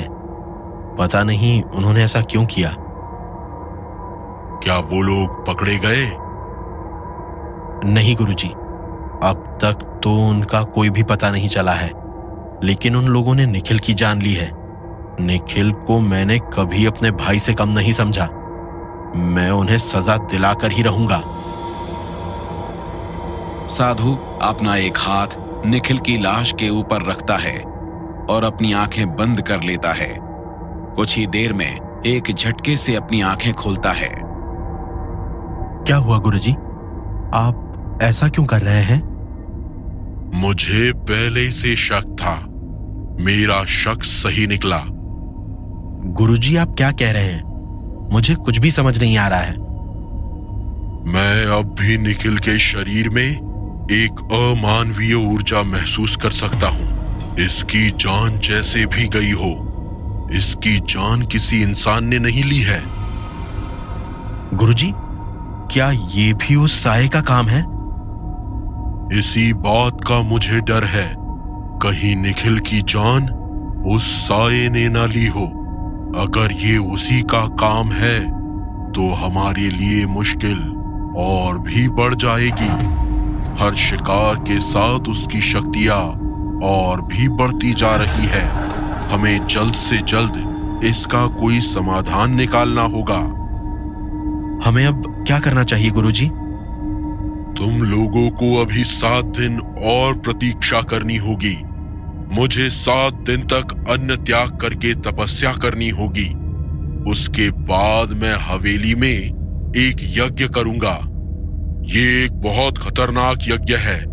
अगर इसमें थोड़ी भी गलती हुई तो मेरी जान भी जा सकती है। लेकिन हमें किसी भी तरह अगली अमावस्या से पहले उसे रोकना ही होगा, वरना वो सब कुछ खत्म कर देगा। अभी तुम सब अपना ख्याल रखना। खतरा बहुत बढ़ चुका है। मैं ऋषि को यही तुम्हारे साथ छोड़कर जा रहा हूं। अगर कोई समस्या हुई तो वो तुम्हारी मदद करेगा। धन्यवाद गुरुजी, लेकिन अभी बाकी सबको निखिल की मौत के बारे में बताना ठीक नहीं होगा। जब इन्हें पता चलेगा कि निखिल को भी उस साये ने मारा है तो ये सब और भी ज्यादा डर जाएंगे। ठीक है, अब जल्दी क्रियाकर्म शुरू करो। ये अंतिम संस्कार के लिए सबसे सही समय है। ले देव, तुझे ही निखिल को अग्नि देनी चाहिए। तू ही इसके सबसे करीब था। नहीं अक्षय, ऐसी कोई बात नहीं है। निखिल हम सबके दिल के करीब है और हमेशा रहेगा। हम सब इसका परिवार है और उसे आखिरी गुड बाय भी हम सब मिलकर देंगे। शुभम, शिल्पा, अंजलि, यहां आओ। सब लोग चिता के पास एक साथ खड़े हो जाते हैं और एक दूसरे के हाथ पकड़ लेते हैं। सबकी आंखों से आंसू निकल रहे थे। देखते ही देखते चिता में आग लग जाती है और निखिल का शरीर जलने लगता है। निखिल, देव, तुम्हें याद है निखिल कॉलेज में हमसे क्या कहता था? चाहे कुछ भी हो जाए, हम तीनों का साथ कभी नहीं छूटेगा। खुद को संभालो अंजलि। अंजलि रोते हुए देव को अपने गले से लगा लेती है और देव अपना हाथ उसके सिर पर फेरने लगता है। कुछ ही देर में चिता पूरी तरह जल जाती है और सब लोग वहां से जाने लगते हैं। I am so sorry for your loss Dev. मुझे भी निखिल की मौत का बहुत अफसोस है। आपने हमारी बहुत हेल्प की sir. Thank you for everything. अगर तुमने मुझे तभी उस कॉल के बारे में बताया होता तो शायद हम निखिल को बचा सकते थे, लेकिन तुमने हमसे ये बात छुपाई। मैं जानता हूं अभी तुमसे बात करने का सही वक्त नहीं है। मैं तुमसे बस ये कहना चाहता हूं कि अगर अब भी तुम मुझसे कुछ छिपा रहे हो तो बता दो। शायद मैं तुम्हारी कोई मदद कर पाऊं। तुम्हारे पास मेरा नंबर तो है ही। जब भी तुम्हारा मन करे यू कैन कॉल मी। अपना और अपने दोस्तों का ख्याल रखना। सी यू सून। डीएसपी मौर्य अपनी कार में बैठकर वहां से वापस चला जाता है और फिर बाकी सब भी वहां से चले जाते हैं। पैलेस पहुंचकर सब लोग काफी देर तक हॉल में ही बैठे रहते हैं। I am very tired now. मैं अपने रूम में जा रहा हूँ, थोड़ा रेस्ट करूंगा।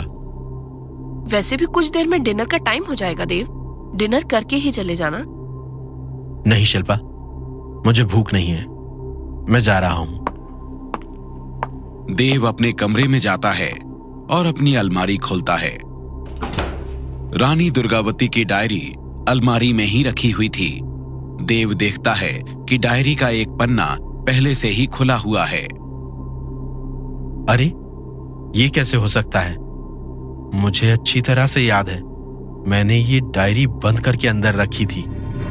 ये खुल कैसे गई? देव वो डायरी बाहर निकालता है और वहीं से पढ़ने लगता है जो पन्ना खुला हुआ था। आज का दिन रत्नागिरी के लिए एक अभिशाप के जैसा है। आज मौत का जो सिलसिला शुरू हुआ, किसी को नहीं पता कि वो कब जाकर रुकेगा। क्या कर रही है मंदाकिनी? आजकल मुझसे मिलने नहीं आती। क्या बताऊं दुर्गा, तू तो जानती ही है, इन बच्चों से समय ही नहीं मिलता। तू क्यों ऐसा बोल रही है? भला वृंदा ऐसी क्या शरारत करती है? मैं तो रोज उसे देखती हूँ। वृंदा जैसी सीधी और प्यारी लड़की मैंने आज तक नहीं देखी। हाँ, शरारत तो कुछ नहीं करती, सारा दिन बस देवराज के साथ ही खेलती रहती है। अभी भी दोनों कहीं खेल ही रहे होंगे। हम भी तो इतने ही बड़े थे जब हम पहली बार विद्यालय में मिले थे, और देख कैसे आज तक हमारी दोस्ती वैसी ही बनी हुई है। हाँ, मैं तो चाहती हूँ देवराज और वृंदा की दोस्ती भी हमारी तरह कभी ना टूटे। महाराज, महाराज, हमारी मदद करिए। ये कैसी आवाज है? लगता है दरवाजे पर कोई आया है। हाँ, चल कर देखते हैं। रानी दुर्गावती और मंदाकिनी वहां से उठकर महल के बाहर जाते हैं। वो लोग देखते हैं कि कुछ लोग महल के बाहर खड़े हुए हैं और एक आदमी बुरी तरह रो रहा है। क्या हुआ? आप लोग चिल्ला क्यों रहे हैं? महारानी, महाराज कहाँ है? हमें महाराज से मिलना है। महाराज तो कल पड़ोसी राज्य के राजा से मिलने गए थे, अब तक नहीं लौटे हैं। आप सब बहुत परेशान लग रहे हैं। बताइए, क्या समस्या है? महारानी, महारानी, मेरी बेटी कल शाम लकड़ी लाने जंगल में गई थी, लौटकर वापस ही नहीं आई। आज चरवाहों को उसकी लाश मिली है। आप लोगों को कितनी बार समझाया है, शाम के बाद जंगल की तरफ नहीं जाना है। जंगली जानवरों का कितना खतरा रहता है। नहीं महारानी, ये किसी जंगली जानवर का काम नहीं है। उसके पूरे चेहरे पर सिंदूर लगा हुआ है और उसका पूरा शरीर सफेद पड़ गया है, जैसे उसका सारा खून ही सूख गया हो। ये कैसे हो सकता है? ऐसा तो उन सबके साथ हुआ था जिनकी जान उस साये ने ली है। क्या वो साया इतना पुराना है? अगर हाँ, तो वो इतने समय तक कहाँ था?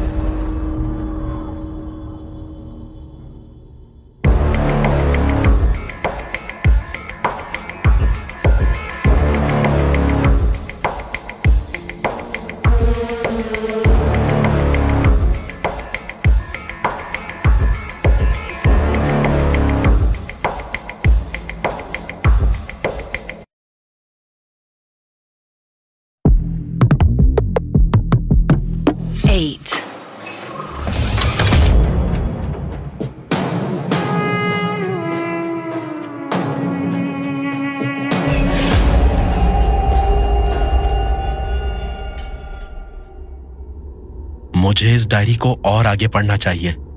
अगर सच में ये साया इतना पुराना है, तो इस डायरी की मदद से मैं उसके बारे में और जान सकता हूं। हो सकता है इससे उसे खत्म करने का कोई तरीका भी पता चल जाए। देव डायरी को आगे पढ़ने के लिए उसका अगला पन्ना पलटता है। ये क्या? अब कौन आ गया? जल्दी से इसे छुपा देता हूं। अभी इसके बारे में मेरे अलावा किसी को पता नहीं चलना चाहिए। देव डायरी को अपने रूम के ड्रॉवर में डाल देता है। 1 मिनट, बस आ रहा हूं। देव उठकर कमरे का दरवाजा खोलता है और सामने अक्षय को खड़ा पाता है। अक्षय, तू? क्या हुआ? देव, मैं तुझसे कुछ। पहले अंदर आ, बैठ। हाँ, अब बता, कुछ काम था? नहीं, काम तो नहीं है। मुझे बस तुझसे बात करनी थी।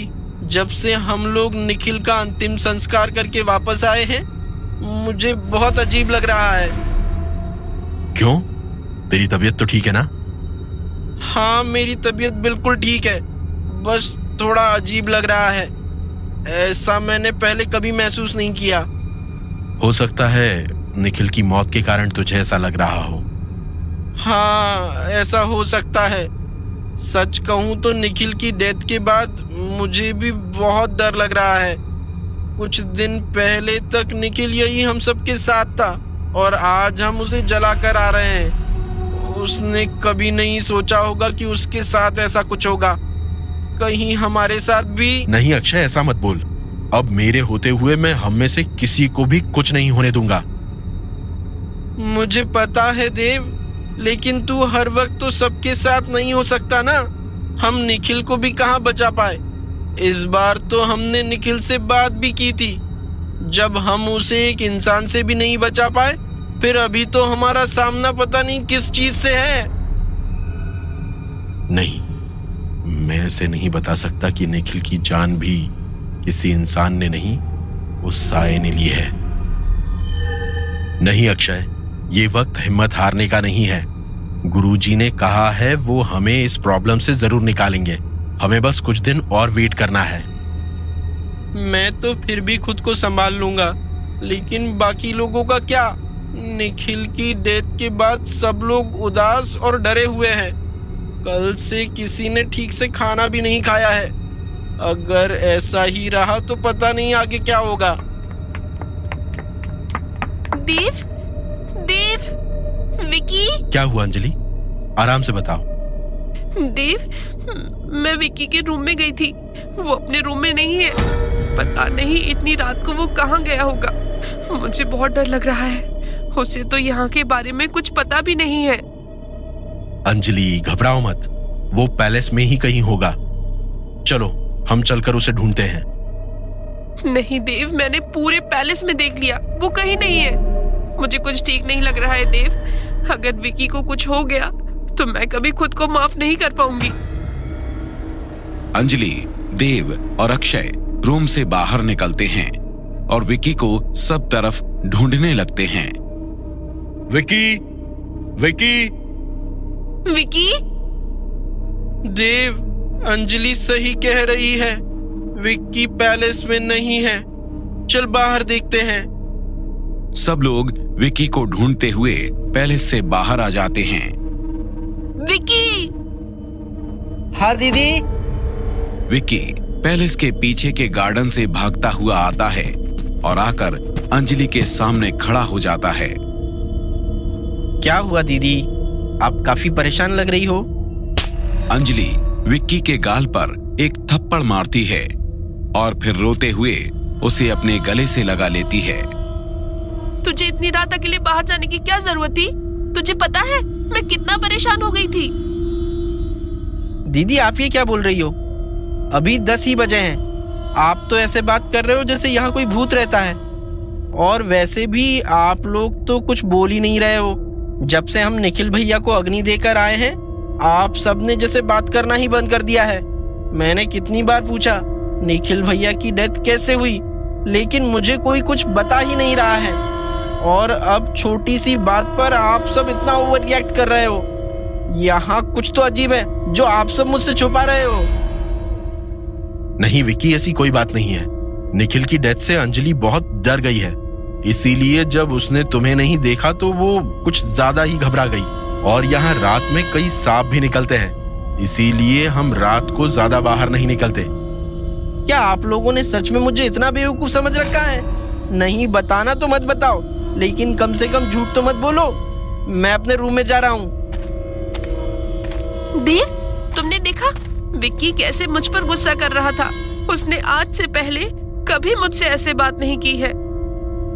अंजलि, मैं जानता हूं तुम बहुत डर गई थी, लेकिन तुम्हें उसे ऐसे थप्पड़ नहीं मारना चाहिए था। विक्की अब छोटा बच्चा नहीं रहा। खैर छोड़ो, अभी जाकर आराम करो। हम कल उससे बात कर लेंगे। और अगर वो फिर निखिल के बारे में पूछेगा तो हम उसे क्या कहेंगे? उसकी चिंता तुम मत करो, मैं विक्की को सब समझा दूंगा। सब लोग गार्डन से अपने अपने कमरों में चले जाते हैं। देव ड्रॉर से वो डायरी निकालता है और उसे आगे पढ़ने लगता है। उस बच्ची की मौत के बाद गांव के सभी लोग बहुत डर गए थे। रत्नागिरी में ऐसा पहली बार हुआ था, लेकिन आखिरी बार कब होगा ये किसी को पता नहीं था।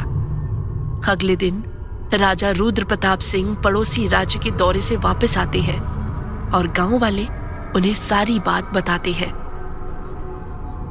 आप सबको अब ऐसे डरने की जरूरत नहीं है।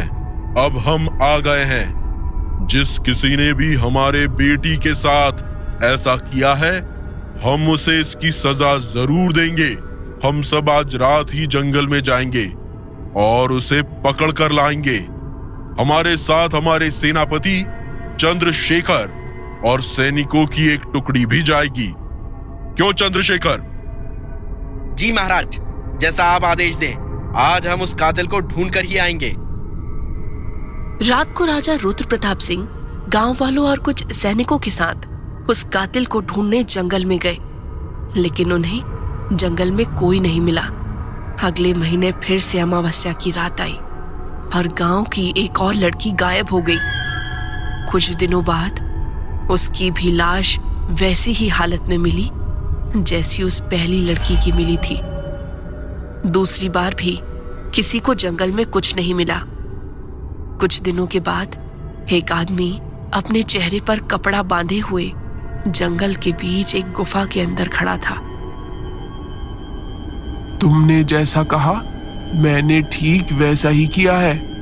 अब वो राजा रुद्र प्रताप सिंह और पूरा गांव मेरी जान लेना चाहता है। अगर इसमें कोई भी गड़बड़ हुई तो मैं तुम्हें भी जिंदा नहीं छोड़ूंगा। तुम उसकी चिंता मत करो, कोई गड़बड़ नहीं होगी, लेकिन तुम्हें वैसे ही करना होगा जैसा मैं कहता हूं। अभी तो बस शुरुआत है। अगर तुम सच में अपने काम को पूरा करना चाहते हो तो तुम्हें हर अमावस्या एक कुंवारी लड़की से विवाह करके उसकी बलि देनी होगी। जब तुम 100वीं बलि पूरी करोगे, फिर इस दुनिया की कोई भी ताकत तुम्हारी इच्छा पूरी होने से नहीं रोक पाएगी। नहीं, मैं इतना लंबा इंतजार नहीं कर सकता। क्या मैं एक ही बार में कई लड़कियों की बलि नहीं दे सकता? अगर ये इतना आसान होता तो हर आदमी इस क्रिया को पूरा कर लेता। तुम्हें सब्र रखना ही होगा, और जिस 100वीं लड़की की तुम बलि दोगे वो कोई आम लड़की नहीं होगी।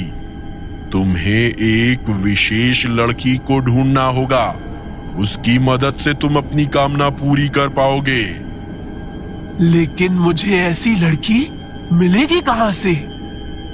यही तो तुम्हारी परीक्षा है। महल में रानी दुर्गावती और राजा रुद्र प्रताप एक दूसरे से बातें कर रहे थे। महाराज, मुझे तो अब बहुत डर लगने लगा है। पिछली अमावस्या की रात भी एक लड़की की जान गई थी, और इस अमावस्या भी। मुझे लगता है ये किसी तरह का तंत्र मंत्र है। आपने देखा ना कैसे उनके पूरे चेहरे पर सिंदूर लगा हुआ था? हाँ, आप ठीक कह रही हो। मुझे भी कब से यही बात परेशान किए जा रही है। अब लोगों का हम पर से विश्वास भी घटता जा रहा है। अगर ऐसा ही चलता रहा तो पता नहीं आगे क्या होगा। डायरी पढ़ते हुए देव की नींद लग जाती है। पूरे पैलेस में सन्नाटा छाया हुआ था। सब लोग अपने अपने कमरों में सोए हुए थे। ऐसे ही पूरी रात बीत जाती है और ये सन्नाटा सुबह सुबह पैलेस की डोरबेल की आवाज से टूटता है।